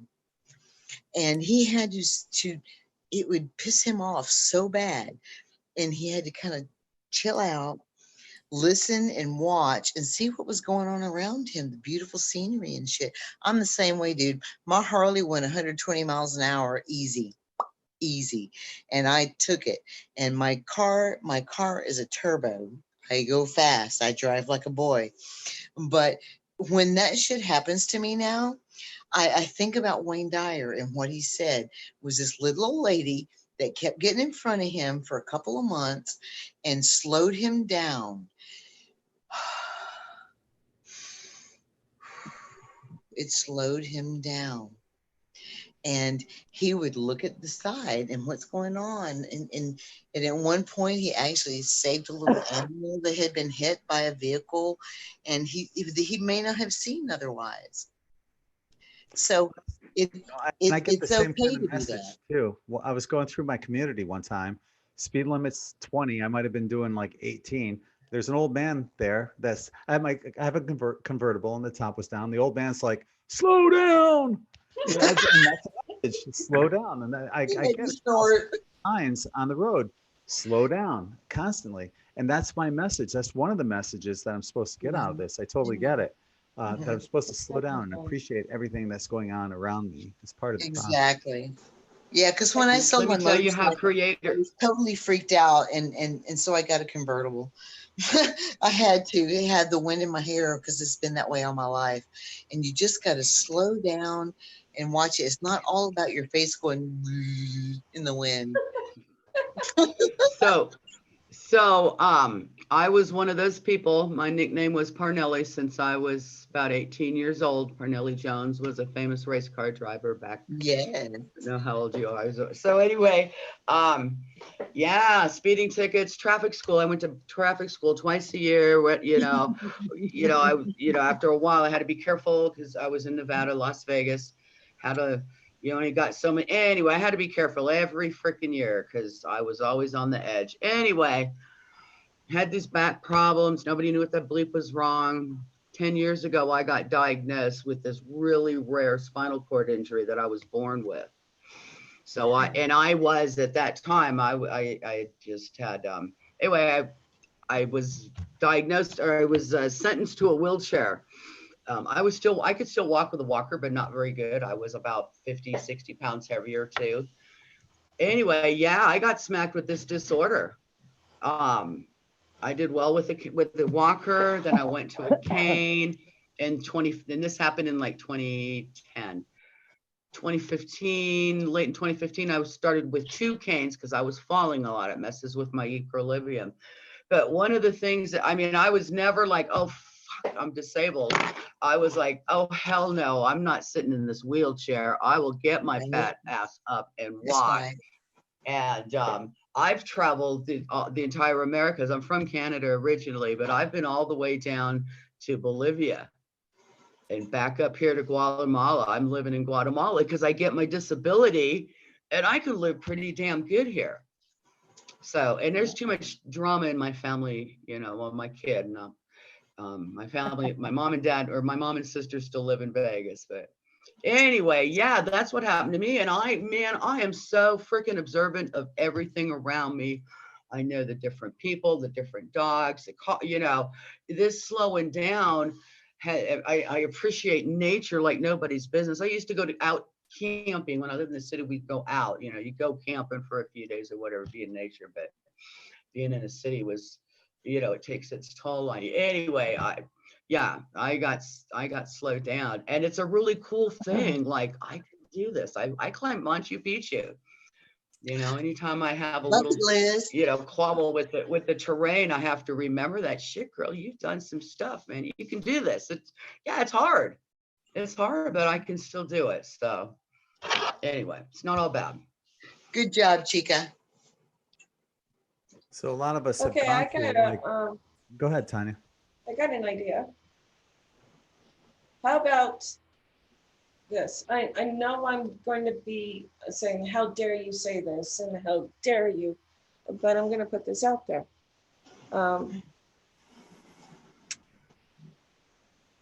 To better know yourself, to understand who you truly are and stuff, why don't you stop all the habits? Do you know what I mean by habits? Smoking, drinking, yeah. Okay, there you go. All those habits that you keep on putting in your body, because your body is a temple. You're supposed to live as long as you can with this temple. Without this temple, you don't live on this plane. So the alcohol, the smoking, the drugs, the prescriptions, anything that you're putting in your body that is man-made, Oh, I hate take this. it She out. keeps picking up. Okay, live off the planet, live off your soul, live off your spirit, not what these things that help you go through life with. Yeah, it's funny that you mentioned that, because after the heart attack, I quit smoking, I quit drinking. I started You eating were supposed to do that years ago. Yeah. Well, Something I smoking should is have done a advised. long It's time That's ago, who. but I'm doing it It's all now. given to us. It's a desire. Okay, that desire is not good for you. You know that. So are you feeling better? I'm now smoking that you've organic done this? tobacco with hemp paper. I don't know where you came from or not. This is a plant. Okay. I used to smoke I American got nothing Spirit, but herbs organic up there, and no, you're preaching to the choir here, but yeah, I get it. I mean, if you want to, I smoked cigarettes like just before Christmas. I was like, ooh, I'm gonna have cigarettes, this is cooler out, Well, that was just a Anyway, shit, I suggestion. got She wasn't sick. telling anyone to do anything specifically, and No, I think know, but yeah, that's she important. You was. don't want to control Anyway. other people. Yeah, I'm But targeting no, I you. got You sick need to from do smoking this, or like you should be doing that. commercial cigarettes. This doesn't make me sick. And I roll a little bit. Anyway, yeah, I get your point. I quit smoking chemical cigarettes a long time ago. You know, when I was younger, I smoked a lot. I smoked a pack a day. Woohoo. Okay. Oh my goodness, Oh a my pack a God. day? I also Jeez. drank, but I I didn't did like crack. much. I didn't like drinking that much because of how I felt the next day. Okay. You guys are so funny. I couldn't do it. I just couldn't do it. I had Oh, I can. I don't have any problem with it. I just choose to, to curb my enthusiasm. Yeah, because the whole temple thing, I get the whole temple thing. My You want home to is get a in a temple, certain my state body of is a temple. consciousness through. That's what the old religions teach. And the old religions probably come from those who inhabited the human beings at the time, the homeo, whatever they were, and fucked The them homo. and made us. You know what I'm saying?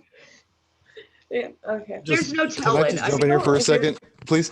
You Yeah, ladies sure, are, jump in, John. really enjoying the conversation, but I wanted to see if I can bring it back to the topic of mirrors. You guys are, Yes, are thank really you. enjoying each other's company. And I'm wondering if there's something that each of you could look at each other and see and maybe possibly recognize a mirror of yourself that you're looking into, because the conversation is getting kind of deep.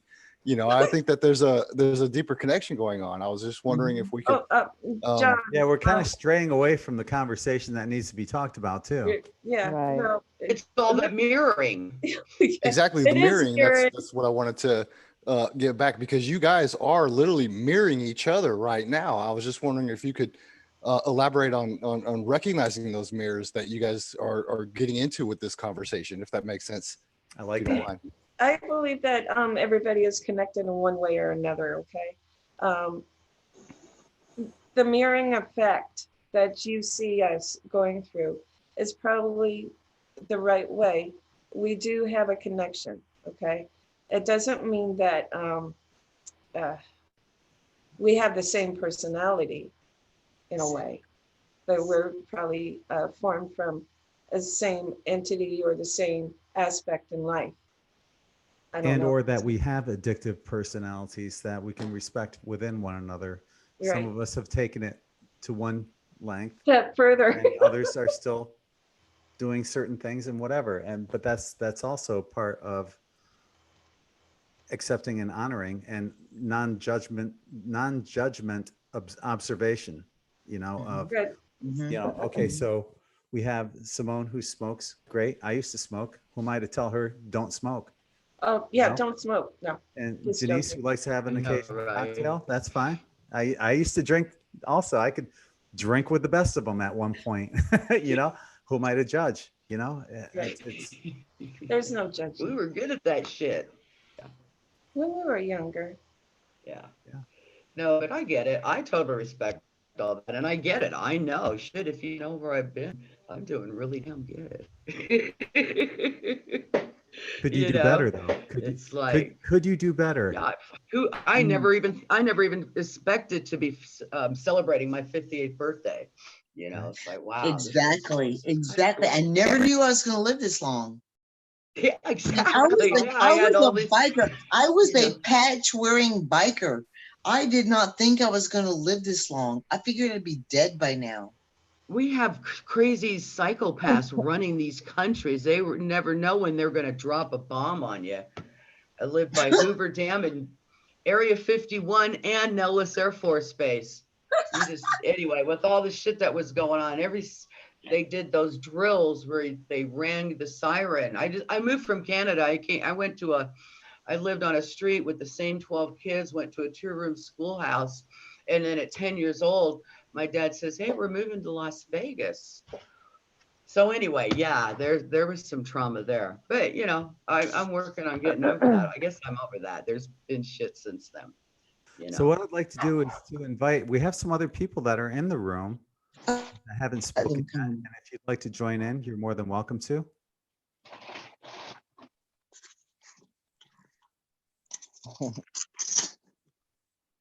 And crickets.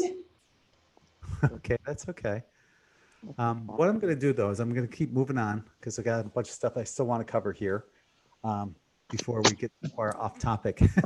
But it's really not really off topic because we are mirroring, like John said, things that need to be addressed and things that, people that are listening to right now that have been watching this, I'm sure you can relate to, whether it's something that's been within your own personal life or, friends or family, which is still you being mirrored back to yourself. This whole conversation has some kind of relevance to everyone.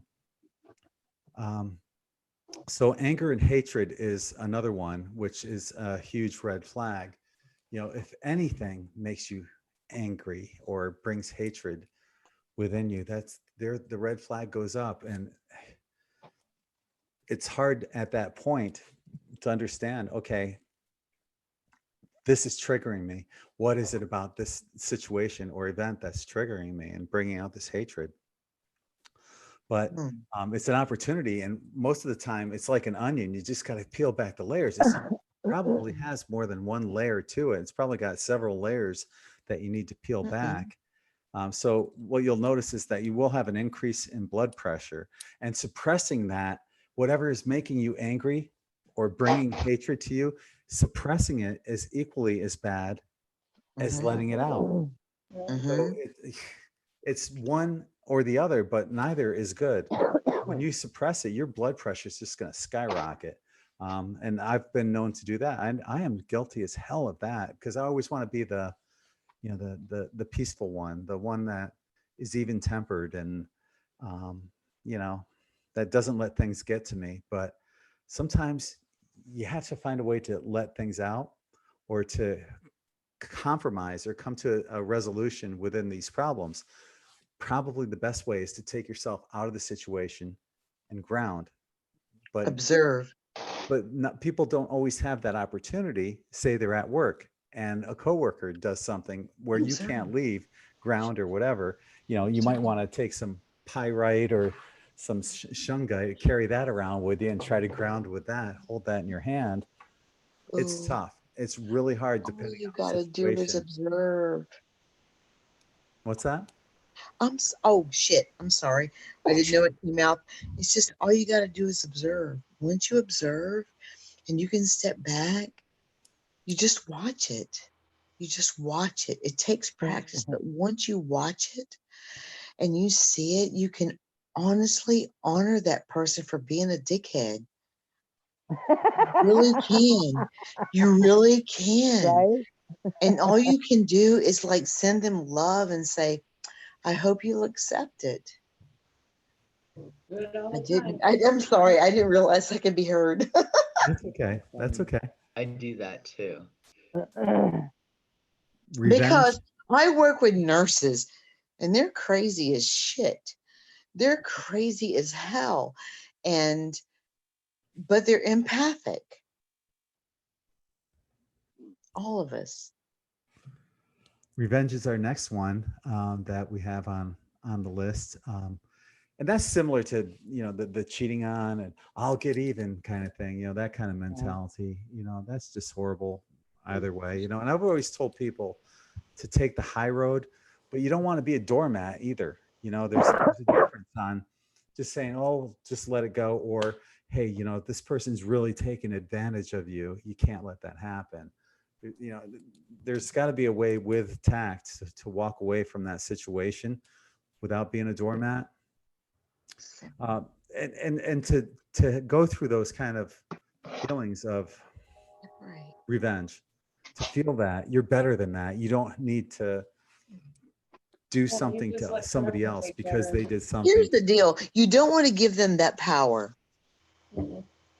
You don't want to give them that power. It happened to me today at work. I had a nurse that she was so upset about what happened on Friday that she decided to be passive aggressive on Monday. And I will not give her that power. I did what I needed to do. I love her. I will stand back and say, she's a victim. That's her choice. And I'm going to love her because she's really a good nurse and she's a really good person. but she's just kind of human, not. And I stood back and I said, don't, the nurse I was working with personally on my side of the pre-op stuff, I said, don't give her that power and stand back. Just stand back and watch it and allow it. And don't ever, ever, ever, ever let it affect you. There is nothing anyone can ever do that will ever affect me unless I allow it. Yeah, Period. true. Period. Not Period. everybody's Point blank. like that, End of though. sentence. There's a lot Period. of people out there that will actually Well, of course they will. And like her, things back. because she's all freaked out because she thought, because she's got that victimhood thing on her. And so many people are victims and they want to be angry and they want to feel fear. And it's like all those things are just controllable. That's Next, all. it's okay. Thank you. Our next one would be greed is another one that people can have issues I with. could just say something about revenge real quick, Greg. Yeah, sure, John. And since the topic is, mirrors and revenge, one thing I've realized going through, the mudslinging that's been happening in my life currently, I have to stop myself. And when I look into that mirror, and then I realize that when I take revenge for the mud that gets slang at me, when I go to take revenge at that, what I'm actually doing is committing revenge against myself. You see? Yep, because it always comes back. This is Same true, thing. but it's not so much that it's going to come back to me. It's that I'm doing it to myself. Does that make sense?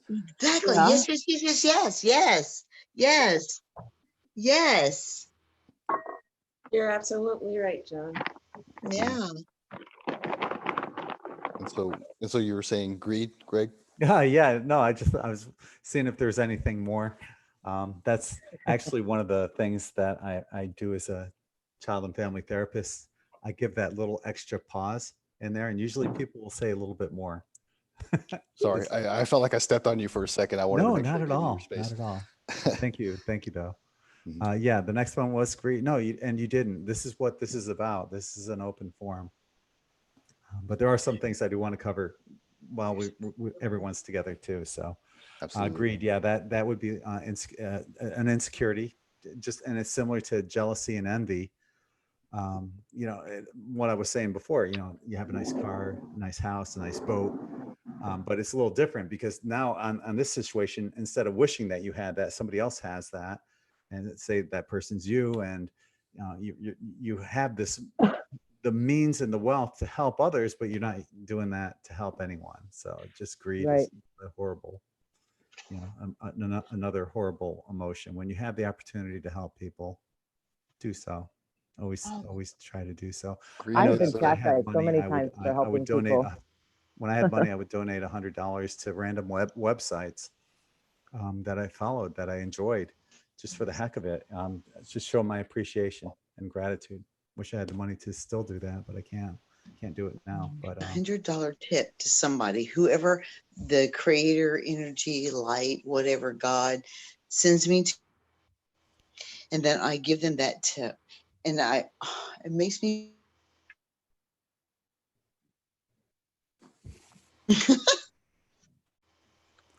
my daughter got me on doing something. She's a waitress and a bartender at Applebee's, and there was this point. I think it was like for a week to match the bill for a tip, and because I don't go out very often, and you're making a lot of What was noise. that? Hang on, let me just mute her for a second. Yeah, so I don't make a lot of money, and when I go out, it's usually by myself. So if I go out to Cap and Kurt's and grab a bite to eat, maybe some clam chowder and something, it might only cost like $10, $12, $13 or whatever. So if I match that and use that for a tip, I rarely go out. So what's the big deal? I can, so I pay $26 instead. It makes that person's day, to do stuff like that. And when you're putting that kind of stuff out there, it always comes back to you. Yep. I remember another Unquote. time where I was it was during the holidays, and there was a guy that was panhandling in a parking lot, and according to his sign, he had children and lost his job, and things weren't going well for him. So I gave him $20. Later on in the day, I had to go back to the store, and he's still out there. I gave him another 20. So just put that stuff out there, and it will come back to you. That's nice. Hi, Chris. How are you? I'm doing good, Greg. You know what I want to say? I believe this is important.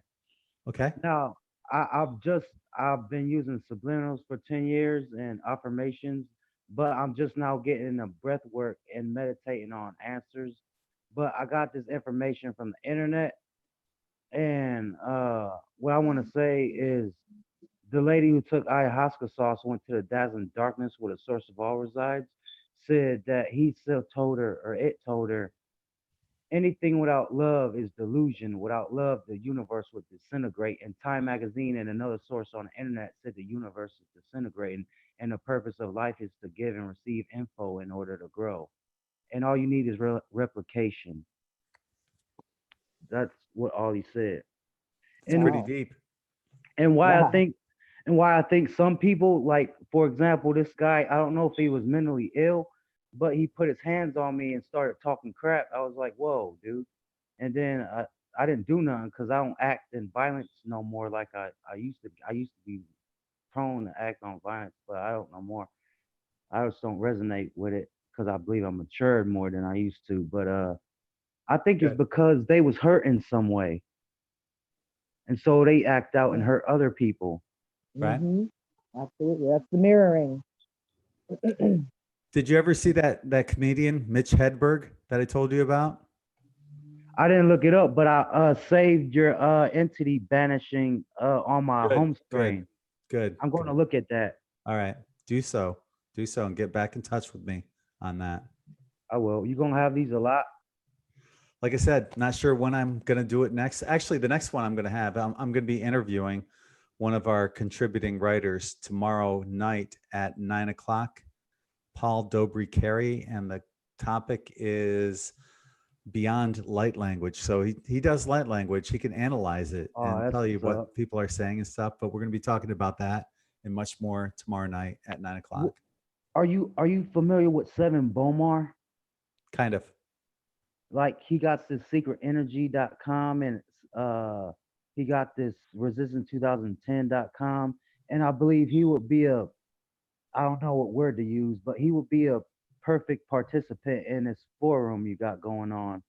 Okay, something I'll keep in mind. The first people I'm going to be putting on, though, are pretty much the contributing writers, the people that have been writing for Inf-ID. I want everybody to get to know our writers personally.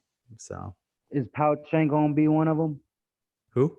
Pao Chang, the writer of Word. Yeah, Magic. he does. He has written before, and I'll have to get in touch with him. But he's more sporadic. He hasn't contributed as much as some of the people that I'll be bringing on before him. But I would love to get him on here. That'd be great. Sounds good. He's cool, definitely.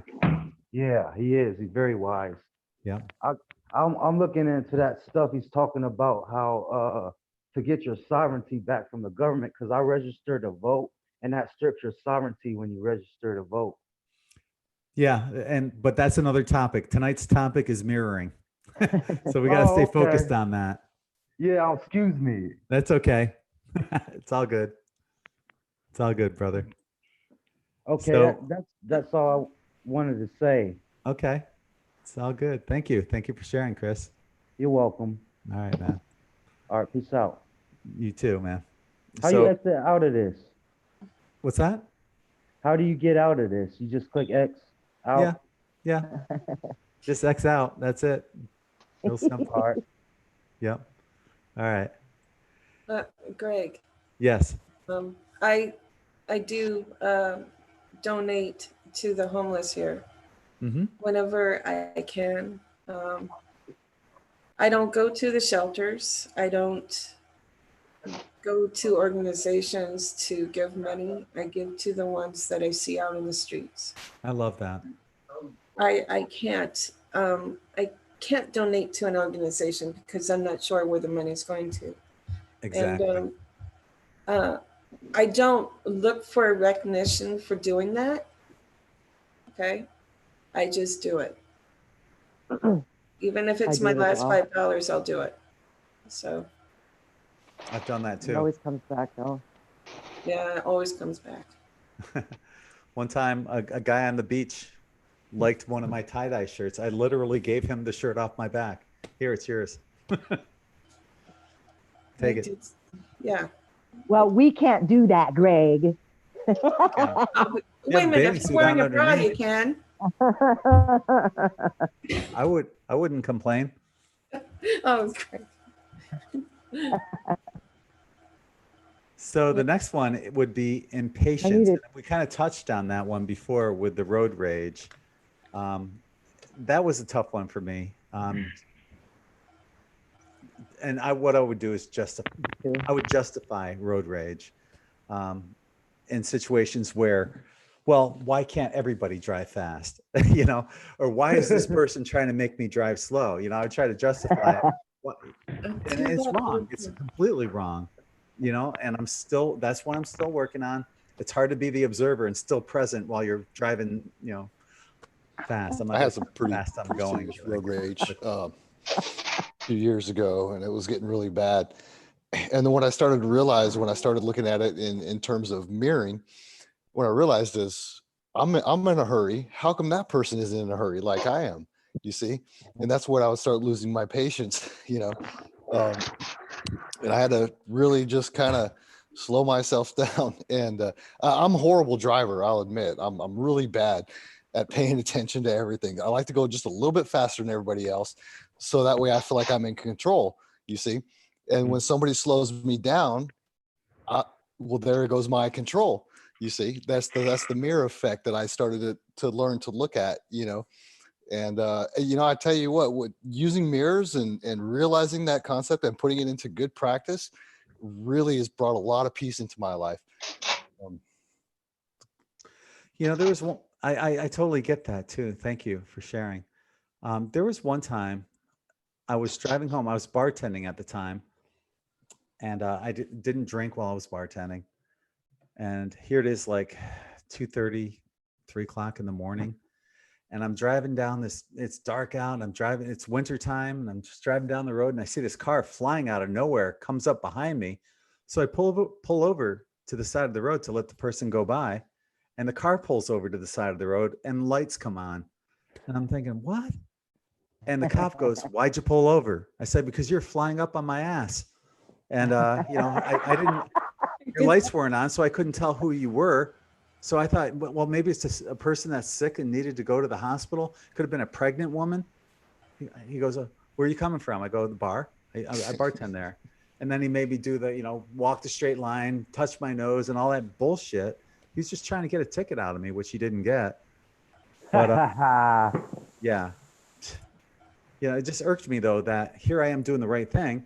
You know, if somebody's driving faster than I am, I'm going to pull over. I'm going to let them get by me, and then I'll follow them. Right? Everybody needs a rabbit. Yeah. Here, you go That's first. funny. You get the ticket. Right? That's funny. But You know, yeah, you know what helps with those with the speeding there? Get yourself an Uber sticker, and you won't ever get pulled over. really, Yeah. That's not true. Not Yeah. true. Well, I haven't been pulled over yet. I'm pretty speedy. That is not true. I know got that- pulled over. My Uber driver got pulled over when he was driving me in Vegas. That's Oh, that's not an funny. accurate statement. You know, back on impatience, another thing that I've learned is that I can be when I want something, you know, I tend to want it right then and there. You know, and what I've learned is part of mirroring is trying to first of all figure out why is it that I want this so much. You know, be it, I don't know, like a new TV or whatever, you know, a toy or something. Who cares? And then when I slowed myself down and started mirroring that that image of whatever it was I want, I was able to look at it and determine why it is that I want it, and then I could go deeper into that and figure out, you know, first of all, the main reason why, let's say I wanted a TV, well, the reason why I wanted a TV was so I could watch a show or something, but I could actually do that somewhere else. You see, by using hearing and exercising a little bit of patience and getting into the deeper side of myself of what it is I really want. What I've learned is the outcome is actually getting exactly what I want, as opposed to just snatching something up and then realizing later, well, no, that's not exactly what I wanted. Does that make sense? Continue. I think I kind of summed it up. I'm trying to think of an example of something in my life, but Yeah. I can't really think of anything. I'll give you an This is example. a little bit personal, but I'll go there. Yeah. For the last, well, a friend of mine I met about 2 years ago. She told me that she had been single for almost 10 years or something like that. And I was completely impressed. All my life, I've jumped from one woman to the next, you know, and I started realizing it's like the reason why I'm jumping from one woman to the next is because I don't really know what I want. It's so easy to, latch on to the first person that wants to cuddle up next to you. Or for me, it was, and so I've been staying away from that whole scene just for, it's only been about a year and a half, maybe 2 years now, and I do have, divorce issues and stuff. And then I finally allowed myself to get closer to this person. And it turns out this person is mirroring me exactly. It's like we mirror each other. We have same social issues, same disabilities, same mental state, if you will. And we've just been not putting any labels on it, just enjoying it. Okay, now I get it. That's exactly what I was talking about beforehand, earlier this evening, when you want someone who sees in us what we see in ourselves, the good, the bad, and the ugly. Exactly. I get it. Yeah. Totally get it. And that's the beauty of free will, I think, and knowing about all these different things. And then when you have when you have two people who just kind of find each other in the universe, and you're both kind of on the same wavelength at the same time, no labels are necessary. It is what it is. It's Yeah. And it's so hard to find that, because you have two parties that are probably, chances are neither one's willing to be the observer. Someone's always going to be judging. It seems in most relationships, or putting pressure on the other person. You didn't do this. I want you to do that. And, the control issues that go on top of it. It's so complex when it really doesn't have to be that complex.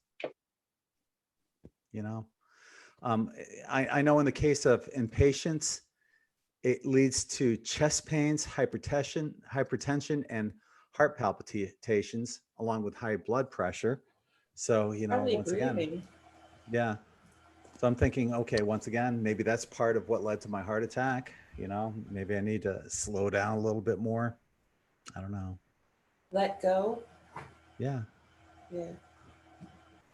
Yeah. Well, you quit smoking, so that's a good thing. Yes. Yeah. I've been. I'm next. Yeah. Smoke free for a long time. It's good since, September 13th. Of just this last year? Yeah. How'd you do it? Well, what I did was I bought these cocoa bean sticks. They're nicotine free. And I would smoke a few of those instead of the cigarette, just so I could have something I could put to my mouth.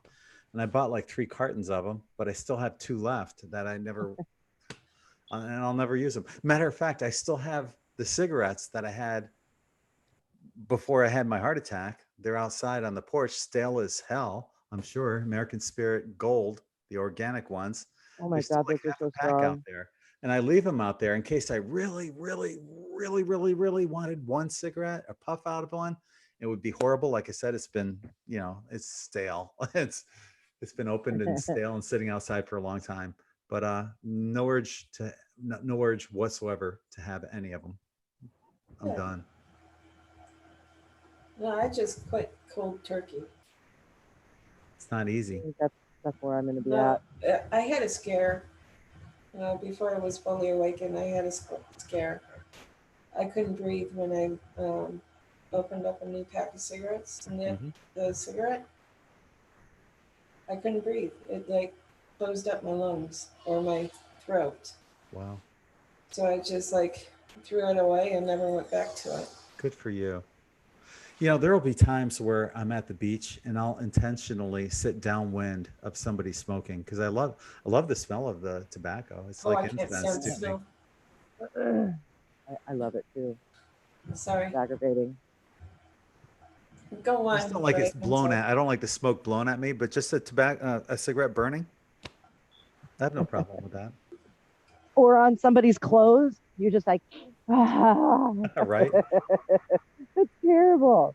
I know it is, and it's a horrible thing, but you know, Greg, I can can you leave a vicariously smoke through other people, apparently, you know, through their smoke and their clothes, and but I won't actually do it myself.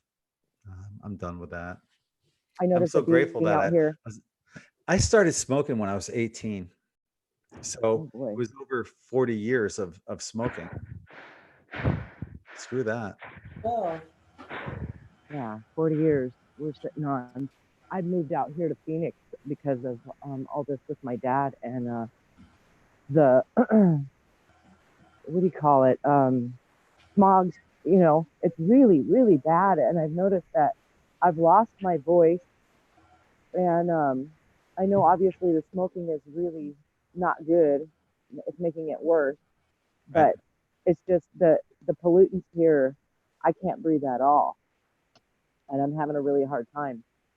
Yeah. So I'm thinking, you know, yesterday, it's kind of funny that you guys are talking about it. Yesterday, I'm just like, you know what, Rhonda, just let it down. Just quit. I can't even sing anymore. I used to do karaoke. I can't. I'm too raspy at this point. So I think it's You time to just set do it a different down. kind of song. Now you do Janis Joplin and Stevie Nicks. Right, right. Stevie Nicks is mine. I can't even sing her anymore either. I gotta quit smoking. Ah, Greg, will. will you leave a link to what you were using when you quit? Yeah, those cocoa bean cigarettes. Yeah, they're like Oh, 30, bean cigarettes. yeah, $35, $40 on Amazon. Okay, I'm gonna so look right different. now. Yeah. eBay. But they're harsh. oh boy. They're not horrible. They smell great. They smell much better than a cigarette if you like cocoa. They're a little bit harsh. They're not horribly harsh. You can get them in menthol and non-menthol, but there's no nicotine in them. But it gives you that satisfaction of at least, you know, going through the motions. And that's my problem is I'm afraid I'm trying to quit right now, but oh my gosh, it's so hard. You can do it. I know. I know. You know, I had a New Year's Eve show with my friend Carrie came over and helped me out with that. And we were on for like 5 hours. There's no way I would have been able to do that in the past.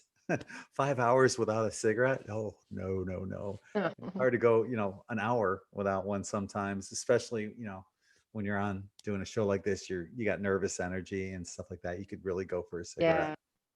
Yeah. And Yeah. no, I can do that. No problem now. That's awesome. I'm so proud of you. I hope you can do it too, Marnie. I can.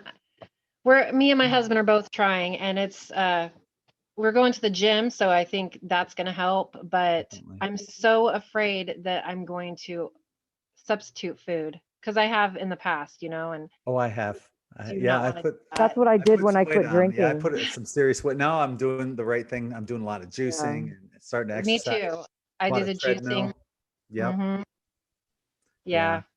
It all leads. See, we're Yeah. mirroring all this stuff. You are another me. I'm another you. Yep. Uh-huh. That's Awesome. Yeah. I found them. So, thanks for the tip. I'm going to try this.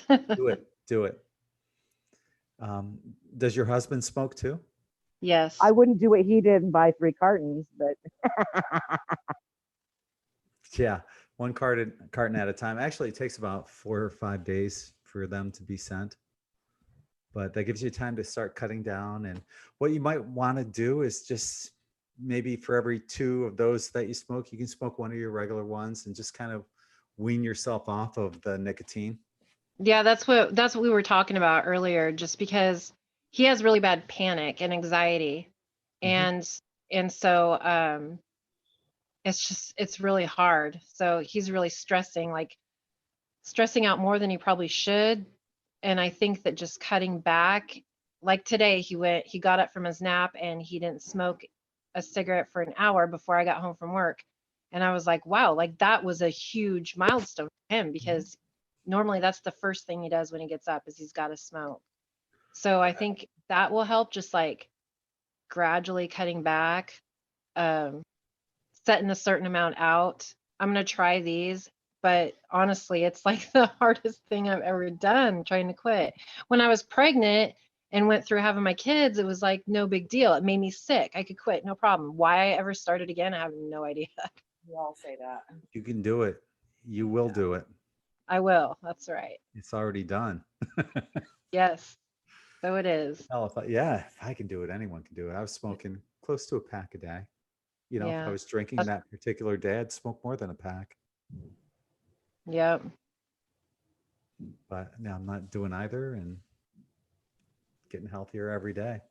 That's One thing, awesome. yeah, that's one good thing too. I noticed you don't have that smoker's cough. I never had that. Smoked 40 years. You guys never. I've put out I don't know how many videos, 400 or 500 videos. You never see me coughing my lungs out. You know, Right. Yeah. never had that. So it sounds No, like you're similar. You know, you. yeah, like my husband, he'll wake up with his chest hurts and all Yeah. that stuff. But me, I don't, Yeah. I can go to the gym, work out. As soon as I walk out of the gym, I can light up a cigarette. And he's like, how do you do I've that? done I that. can't even I've breathe. done that. And Yeah. I'm like, what? I just got done working out. I need my cigarette. Mhm. Makes no sense. And here I am. I'm a big health freak as far as like what I eat and juicing and, Yes. all this kind of stuff. But then I'm such a hypocrite because I smoke. I talk Yeah. about, vaccines and all that stuff all the time. And then here I am putting poisons in myself and I smoke a cigarette. And I'm like, okay, I got to quit this. But you know what? We're all doing something similar like that. For example, I've used this in the past for a great example. You go out and you eat pizza, right? You know, the crust is GMO wheat. The dough is GMO wheat. The tomatoes are GMO tomatoes, processed cheese. Part of what I was saying before about the Rosicrucians, part of this is just about the experience. Go out and experience life. Be okay with, occasionally doing something. Like I'm not saying I'm never going to have another drink. I might go out during Super Bowl Sunday because my favorite team, the Kansas City Chiefs, won. I might actually go down to the local bar and root for the Chiefs and have a couple honey Jack and Coke drinks. I might just do that. That's how I am. I quit drinking. Oh man, almost 10 years ago. And I just, special occasions like New Year's Eve, I had a drink. I had a Coke and Jack, but that one glass lasted me all night long. It was just, it wasn't like it was before, but yeah. Yeah. And that's the way it is for me. I might have a couple and that'll be it. Just watch the Not game me. down there and see I how. drink. Once I start drinking, I close it down. I do. No, I can walk I ain't away, even gonna especially lie. when I drive. If I drive, there's no way I'm having more than two, and it's going to be spread out over several hours. See, why wouldn't you just get an Uber there and an Uber home so you can have fun? That's exactly why, because I'd probably drink a heck of a lot more that I don't need or don't want. And the way you Oh, feel in the morning is just not worth it. Yeah, no, That's it's not. like me. No, I don't even know how I did it when I was younger. And all that extra sugar and all the crap that they put in the Coke, I don't need that crap in me. But just once in a blue moon, for the Super Bowl, or like you said, New Year's Eve, once a blue moon, that's okay, that's fine. Mm-hmm. So. Yeah, and as far as the food goes, when just with juicing now. When I juice and I can't, you use your ozone machine to clean your vegetables and your fruit? No, I haven't. You haven't? No. I bought that same machine you got when you, yeah. So, and I've used that to clean the fruit and vegetables. I've actually used it on meat too. So if I don't buy organic meat, you put the fruit and vegetables in the water, and then you stick the ozone in there, and that's how you clean it? Yeah, you could just fill your sink up with Mhm. with water and then stick it in the sink and ozone it in the sink. I should do 'Cause- that. Yeah, do that. And Why another not? another way is, vinegar, putting just Mhm. That's half what a I cup do. of vinegar.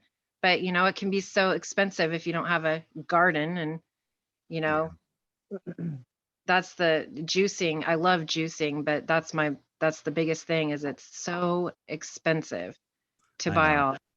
all the I know. time. I honestly, I can't afford organic I when I'm can't either. juicing. That's why I'm saying use your ozone machine. Mm-hmm. Pulls it all out. The cool thing about Florida is you have a 9.5 month grow season.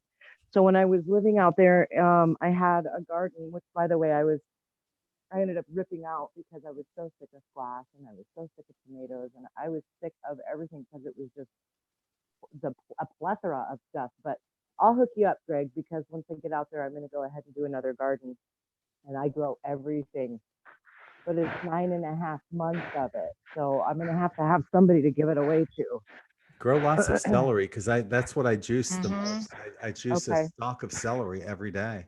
Okay. Yeah, I was doing that for a while too until it just got too expensive, or I'd run out of money and then I wasn't juicing until I got money again. But yeah, Well, that and worth it. you see, I would be a fruitarian if it was. Me too. I love fruit. I'm not Too. crazy about veggies, but man, I love my fruit. Yummy. I'm a big smoothie person too. Yeah. Fruit smoothies. I got to get the vegetable, supplement, put powder in there because Like spirulina. that kind of yes, stuff, and yeah, spirulina for sure. yeah. You guys use It's a good way to ruin a good product fruit smoothie. No, from actually, you put a banana in it and you can't tell. Yeah. That's the only way I can get my husband to eat his fruits and vegetables is by making him a smoothie and putting lots of banana in it to mask the spirulina and the maca and the moringa and all that Yeah. other blue-green algae that I put in there that people are like, oh, gross. You can't taste it. It tastes good. You just got to learn how to mask it with things. That's what my mother used to say about mushrooms. She'd put mushrooms in the spaghetti sauce, and I could see them. She goes, "You can't even taste it." Then I tell her, "Then why put them in there? I don't like mushrooms. texture. You can't taste them. What Mushrooms are good is it?" good. But she would use her food processor and put all sorts of vegetables in there that I didn't like spinach, kale, broccoli. Puree the crap out of it Smart. and make it into a spaghetti sauce and lots of tomatoes. And so There I you would, go. yeah, I would eat all that stuff that I hated, regardless of whether I knew it or not. So That's good. yeah, I guess. But what I'm doing is I am juicing the kale and spinach, which I hate both of them, but it's okay. Really? It's not horrible. It's not too bad. I love all juice. I love experimenting with that. I love my juicer. What kind of juicer did you get? Uh, try try something. Is it a slow or the Yeah, regular? it's It's a slow. slow one.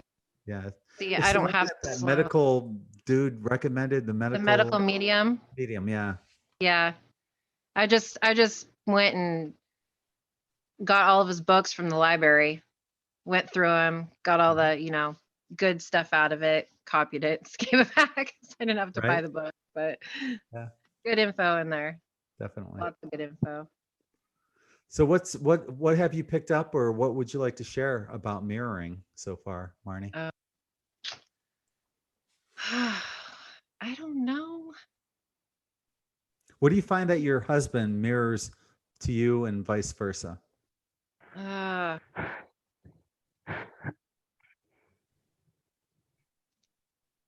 that's a hard one.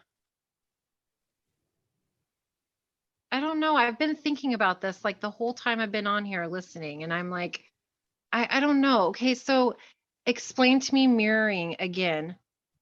Give me an example as far as like, You finish each other's sentences. no, we're complete opposites. We are so opposite of each Well, other. that's exactly what I'm talking about. Then there's things that he does that may irk you, but if it irks you, then it's bringing something out. He's mirroring something to you that Yeah. you need to find out about yourself. Right. Yeah. if I could just jump in there for a second. Certainly. One of the things when I first started practicing mirroring and recognizing the lenses and the filters and stuff like that is anytime I have an emotional response, be it anger or love, I always take the time. Well, now that I've put it into practice, to go deeper into myself. Why did I just have an emotional response? You see, and so I think what Greg is trying to ask you, Marion, is what are these? Do you recognize those emotional responses as a reflection of you? Basically, what is it about you that's creating this energy inside of you? And that's Yeah. what we need to Or really take or a deeper eliciting look. this Okay. response from others that's being mirrored back to you as well. Okay. Because it's all you Well, anyway. yeah, I kind of always do that because I'm always telling him that like you're creating this. I'm like, Which you are. if he gets Yeah. upset at something, I'm like, take responsibility. Like you're co-creating what you're perceiving right now. So what's going on? That's just, I guess it's just normal for me to be like that. So yeah, when we get into it or when we have a confrontation or don't agree on something or we piss each other off, I'm always reflecting on, okay, what's going on in here that's bringing this out. So that's it. I do that a lot. Yeah. And I'm always telling him, or he'll complain that he wants something or we need this or we need that. And I'm like, well, manifest it. And he's like, I've been manifesting this house to get paid off for the last, couple months and nothing's happened. And I'm like, well, then Patience, next grasshopper. day it'll be like, oh, we need this or this. And I'll be like, well, the reason why you're not manifesting is because you're like, your heart or your mind's not in the right place because you're not there. Where's your gratitude? There's no gratitude for what you do have. And how do you expect to manifest if you're not in that place of, thankfulness and gratitude and love? So Right? there's lessons to be learned on both sides here. You realize that, what he's putting out there and projecting and what you're putting out and projecting, honestly, it's all the same thing, but there's still Mhm. mirrors that are being projected and lenses to be learned from on both Right. sides of the coin. But it's all the same person. Always. It is. Could be nothing other than that. Right. One- It's a reminder for myself, Mhm. too, I see. It's so hard to understand when we get put in this world and there's so much going on. There's so many distractions going on around us, but that it's just us manifesting and creating Mhm. whatever is being put in front of us on Yep. our own individual endeavors that we're here doing that work as part of the collective as well. But it's just us and creator. it's Mhm. and that's all it's going to boil down to once we have that life review, us and creator looking back and laughing at all the stupid things that we were taking way too seriously and overthinking. Yep. Which leads to a lot of these emotions that we're going through that bring out the triggers. A lot of it's just seriously overthinking a lot of things that are just let it go. Learn how to live life and not worry so much, but it's easier said than done. I just I wrote an know. article about that, Greg, that very thing. A lot of it we create. I mean, it's unequivocal faith. When you're asking for something, you have faith, you let it go. And we are impatient. We're the most impatient creatures. It's not like you can ask for something and it appear. We have to be patient and allow the universe to put things in its place to work on your behalf. And with the mirroring, a lot of people don't seem to understand that when you say what you don't want, you're bringing that into you, just like what she said. When you say what you don't want, you never say what you don't want because you're going to co-create that into your experience. You have to say what you do want, what your intentions are. You set your intentions and you just kind of work towards them. It's actually a really exciting time because there are so many people. Excuse me, I'm eating pizza. There are so many people that are jumping on that they just get it. You explain it to them one time and they're like, oh. And sometimes if people are negative and they're generally negative, they will break that. They break it. They break it themselves, and they catch themselves with the things that they say. You know, it's really hard not to mute. But at the same time, as long as you're aware, we're constantly fixing, you know? So I just think it's really great. I think with all my travels and all the places that I've been and all the people that I've been honored to meet, whether they be homeless people, rich people, I mean, it doesn't really matter. Everybody's on the same page at one level or another. And it's all different levels. I've had so many people in my car, kids, college kids, man. It's the most exciting time right now to hear where everybody's heads are at. I'm having a really good time in all of this.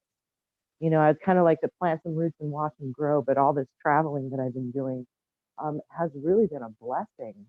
You know, I don't know. I think that we learn as we go. We're never going to stop learning. And it takes a village for all of us. You know what I mean? That's why we're all here with Gregg today. It takes a village. We all draw from each other in our experiences. And it's just one of the most exciting times. I feel really blessed to be here and go through all of this right here. Well, that's why I'm doing what I'm doing, to give Right. everyone a voice, because ultimately it's just ourselves speaking to each other, or the mirror reflecting back to us what we need to hear, you know. But it is creating the family. Family is important. You know, 10 bringing years ago, Gregg, even 10 years ago, Gregg, it was just like you felt so alone in your studies and what we were trying to do, raising our own vibration and, you know, trying to pull the negativity out and so on and so forth. How many people are waking up just in the last decade? And now we get to start this new decade, and so many souls are awake right now. This is like with all this light energy that's coming in, and the shaman resonance, I think I'm saying that correctly, and the whiteouts and the energy, and you can feel it. I vibrate some days, like you guys were talking about, kind of feeling like you got one foot in another dimension and one foot out. I didn't know if I was having health problems or what was going on because I was high as a kite and I couldn't figure out why. And I'm thinking that's probably what it is on those. And then you post your on your Facebook about the whiteouts, and I'm like, oh, it's all that energy that's coming in. You know, this Are is some we exciting. creating that energy? Is that something that we're bringing to us? I hope so. Now, I thought it was the photon belt, because obviously we entered the photon belt back in the 80s, and as we get further into the photon belt, the light energy is just, it's getting brighter and brighter and brighter. So I don't know, you know, you're asking the wrong person. I listen to you more. Well, I think it's a combination personally of a lot of things. The photon belt is one of them, which showed us through the sun. You know, as the sun went from yellow to white, it's our physical proof that we are entering a new stream of energy. So Hey, I don't know. I think this is some really right now? exciting stuff. Oh, hold on. I don't know how to mute myself. I muted you.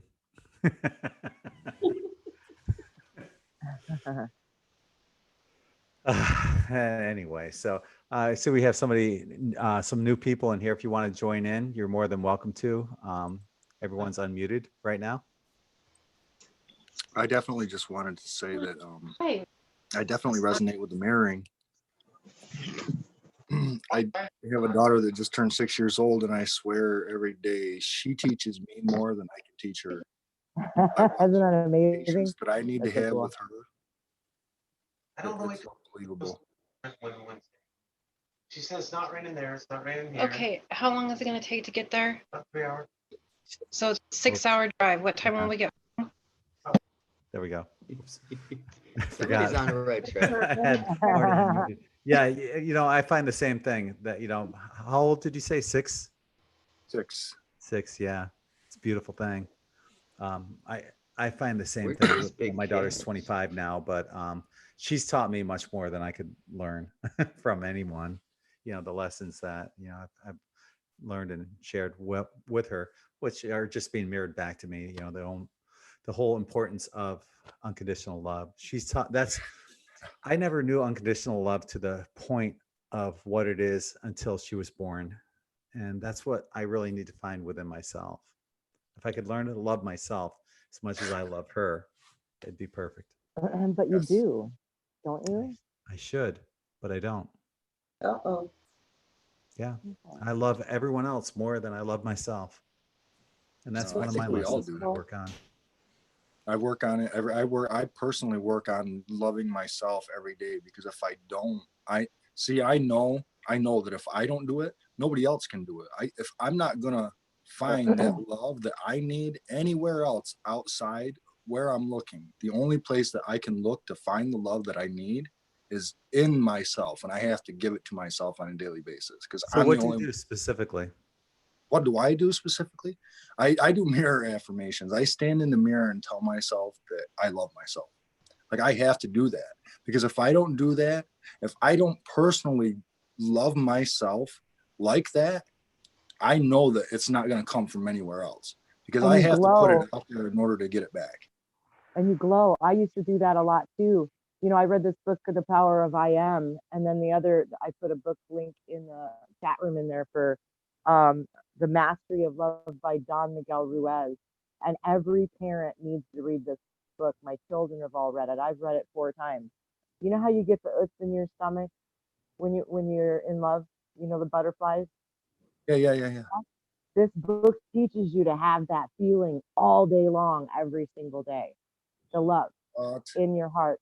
It is just amazing, amazing. What's the book? The Mastery of Love by Don Miguel Ruiz, and I put the link in the chat in this thing. Oh, good. Thank My Awesome. kids have read this book. I've read the book 4 times. It gives you a constant feeling of it in your stomach, the butterfly feeling, just being in love with everything that's around you, including yourself. You know, none of us And are I think it perfect. starts with gratitude, right? No, I mean, Yes. if you can't have gratitude for what's around you, you can't have love for what's around you. But you also have to have gratitude for yourself. You have to wake up and give gratitude for the fact that you're awake, that you've got another opportunity to start another day and to create something and to be something to someone else. But you got to And to start with you. truly It's be got to happy start for with self. others. Yeah. See, it's Yeah. not that I don't love myself. I do. I just love everyone else more. Yeah. No. I should No, Well, I love love you everyone else guys. equally as much as I love myself. It's easier. Yeah. It's easier because we show hardest- that, and it's like, wow, you're suffering. I don't want you to suffer. You know, oh, I can go without here. Yes, that's not a normal reaction, actually. I mean, normal in the sense of the mass of the population. It's a very small population of people that have that empathy for others. So it's almost like you're sacrificing something, you know, not, maybe that's not the right word, but it's like, Self-sacrifice we're for the greater good. sacrificing because self you touch to so many fire people. to help others. Well, maybe that's also part of Exactly. what led to the heart attack. Yes. Balance. Balance. Yeah, exactly. As above, so below. You know, those hermetic It made you principles are focus always on in yourself. operation. Greg, aren't you a Libra? Triple Libra. Yeah. Okay. So, you've got a stellium, I'm assuming, right? Pardon me? Can you repeat that? A stellium, when you have 3 or more planets in the same sign. So you're a triple Libra. I'm a triple Libra, and I've also got 4 planets in Scorpio. Oh, wow. But yeah, it's pretty crazy being me. But just for you, I can understand how that happened for you, and I wasn't surprised when I heard it at all, because that's what we do. It's constant give to others, Yes. constant service of others, almost to a Service point of to making others. yourself sick. You know, when you find the balance between the two, and that's after you had the heart attack and you had done that video stating that you weren't sure if you were gonna work as much and you were going to like maybe farm out some of the writing a little bit more and just kind of make your life a little bit easier. Did you actually do that? Because Nope. I just kind of chuckled. I was just like, it sounds good, but I know exactly what you are because I'm you too. You No, I'm know? still a workaholic, but now I'm doing things a little bit differently. I'm doing this, and this is creating family and Right. community, and I'm totally loving this. And you're not smoking and you're not drinking and you're choking down kale. Did you say you juiced kale? Yeah, I can't stand Kale that. and I spinach. don't, yeah, not. No, sorry. Yeah. I just want to say that I totally resonate with all you guys because I mean, it's only been within the last maybe 18 months that I've started doing some juicing in the morning. I juice spinach with coconut milk because it's the only way I can get it in my. It's got to taste good or I can't do it. I don't like drinking my food. It's just like I quit smoke. It's been a year. I quit smoking January 2nd a year ago. I sat down at 10 o'clock on the phone. At 11 o'clock, I went to have another cigarette. I had opened the pack at 10 o'clock, and by 11 o'clock, I was going for my 11th cigarette. And I was like, no, I don't need another one. My God, no. If I can't sit here and smoke, or if I can't be on the phone without a cigarette in my mouth, wow, I might better get the gun out, So. Oh yeah, first thing I got mad at the cigarettes and walked away. Yeah, first thing in the morning after a meal, when you're driving on the phone, you got all these different opportunities, triggers. Whenever I'd get to an argument with my ex, she got me chain smoking. I'm telling you. Yeah. No, stress will do that to you, and every time you get stressed out, you just want more. You just want more nicotine. Yeah, it's true. It's true. Okay, guys, I gotta head out. Thank you, Greg, again for this platform. My I love you pleasure. guys all. Have Love a good it too. night. Thanks for joining us. But honestly, what we're talking about too is, with mirroring, it wasn't my ex that forced me to smoke. It was myself. She had no. She is absolutely. She was responsible 0% of me getting stressed out. It wasn't her. It was me. You didn't know how to handle it. Yep. Yeah, exactly. Take That's 100% responsibility. And we got to remember to cut ourselves slack because we were programmed little minions. I'm betting y'all went to public school. I'm betting y'all decided it was important to go to work, get a job, do the thing. I mean, we were conditioned into that. I like to say I was educated. It's taken me years to uneducate myself. But yeah, remember to forgive yourself. Be like, okay, I didn't know any better. Because we fall into these, at least I did, we fall into these traps like, why didn't you know any better? You saw it. Why did you, but yeah, they're working on us. So yeah, just be aware of that too. And grab a crystal. I've got organites all around me and crystals around. But I'm in like addict land. This is a vortex. Pardon? I got a pocket full. Oh I no, have I a whole don't. bunch of crystals and stuff for sale. Oh, there was something I was going to say and I can't remember. Oh, great. That's the way my mind's been lately. I can't remember things that well. I think it's because I stopped meditating. Oh yeah. Yeah, that will do it. Yeah, I've got the I've got a little shungite right here. Shungite pyramid. I got elephants. I've got my little organite pyramid. Right. Some pyrite right next to me. I've got an amethyst cluster sitting right here. Yeah. Good. I've got a quartz crystal cluster sitting just underneath that. Here, it's literally right here, reach. Okay. I've got a lapis pendulum sitting right. No, not yet. Wow. Nice. This is this is my rock. I gotta show you guys this. This thing is unbelievable. That looks really cool.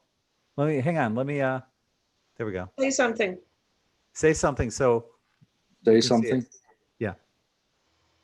How's that? Is that? Oh. Flip it. Looks like a fossil. It's like multiple fossils. Mhm. It's so many different, like it's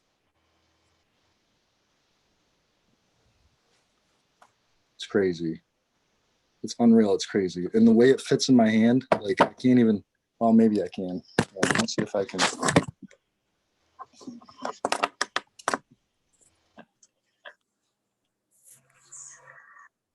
Like the grooves that are in this rock, it just fits. Oh, nice. And then the way the fingers fall on the back of it, they fall right in the groove. Wow. It's like holding like an Xbox controller almost. Right. That's what I was gonna say. It's It's like unreal you've how held it before. It's like I've had this rock multiple lifetimes. I'm not kidding you. I don't even know where it came from. It just one day it was there. Just Like I said, you've held that before. Multiple lifetimes. I know it.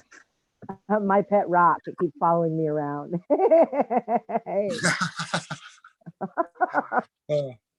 Here's my crystal ball too. I've got one sitting here just because. Why not?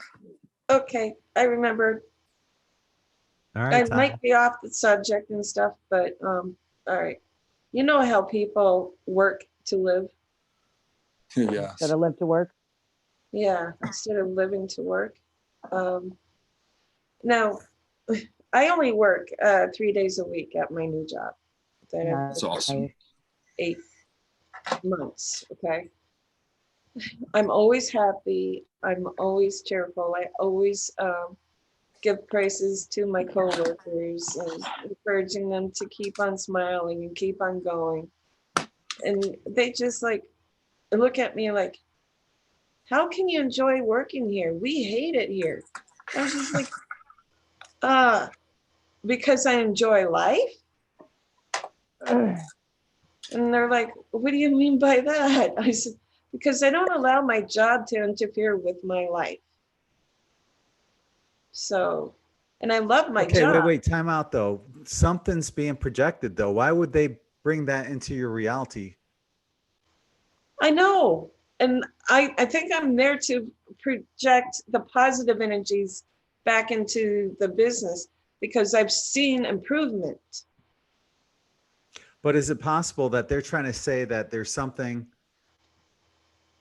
I don't know if it's in their life or your life, but I think it's the same thing being projected, that there's something they don't care about or care for, or I can't put my finger on it, but there's something along that line that's going on. That's something needs to come out. It's, I don't know what it is over there. Mm-hmm. Okay. But I try to spew out all the happiness, positive energies there as much as possible. And every time they throw negative aspects at me, I throw back positive because I do not want to deal with that negativity. And it'll rub off on them eventually. Oh, it Just will. keep doing it. Yeah. Yeah. The person's already weakening. So that's a good thing. Okay. You're wearing them down. I'm That's wearing funny. them down. My bosses enjoy my energy. Okay. That's They said that I brought light into the company. Of course, they don't even know what light means, but just to let you guys know, don't allow your job to run your life. Always have time for you and your, personal space. Unless your job is in 5D, Oh, come then it on. runs your life. Yeah, but if your Okay. job, if you're not liking, I don't know. I've quit more jobs. I'm was those people that I was looking for a job when I found this one, and this is, yeah, I was really hip to that. If it feels good, do it, and if it doesn't, I stayed at a few jobs, just because they paid good, and I was a single mom, blah blah blah. But for the most part, yeah, because yeah. It took me 24 years to find a good job. I love my job, what I'm doing here. And what we're going to be doing, we're going to be wrapping it up here in a second. But what I wanted to do is once again remind people to check out in5d.net. for these amazing shirts. People say that when they sleep in them, they're getting amazing dreams. They all have the 99.9% quartz crystal infused into the dye, into the shirts. Also want to encourage people to join us on Patreon. And on the first Wednesday of every month, we have an N5D Insiders Club private chat that goes on there. Whatever comes there stays there. It's kind of like Las Vegas. And Oh, cool. I just want to thank everyone once again for sharing your experiences, which I guess ultimately it's just me sharing my own, and they're all getting mirrored back to me. As the experience is also being shared the exact same way for everyone that's watching this as well. You know, whatever you're hearing and watching is all something that's being put into your reality that needs to be mirrored back for us all to learn from. You have to hear it. I'm just, Celestine Prophecies just popped into my mind. I don't know. It was a book I read a long, long time ago. The Celestine Prophecy. Anybody ever read that? Yes, ma'am. Place in Plus Peru. the second book also. The There's 10th three of prophecy. them. There's three of them. Yeah, the ninth, and then anyway, all of a sudden, it's like that book just a flash. It's like, wow, that's kind of what's going on here, except for we're not in nature. But anyway, Celestine Prophecy is a really cool book it's fiction, but it kind of relates to what's going on here, I think, right? You know, I'm going to be actually doing a show here probably in the next week or two on people's favorite books and book recommendations. So I think that would be an awesome one to bring aboard, definitely. So as I mentioned, I'm going to be wrapping it up. I just want to thank everyone for joining us here on Zoom, all you beautiful people, as well as over in YouTube land. I'm so grateful for the participation and the support, and just know that you're all loved greatly. So until the next time, I'm sending you all infinite love and light. This is Greg from n5d.com. Namaste. Namaste, Greg. Bye. Thank you. Namaste. Thank you.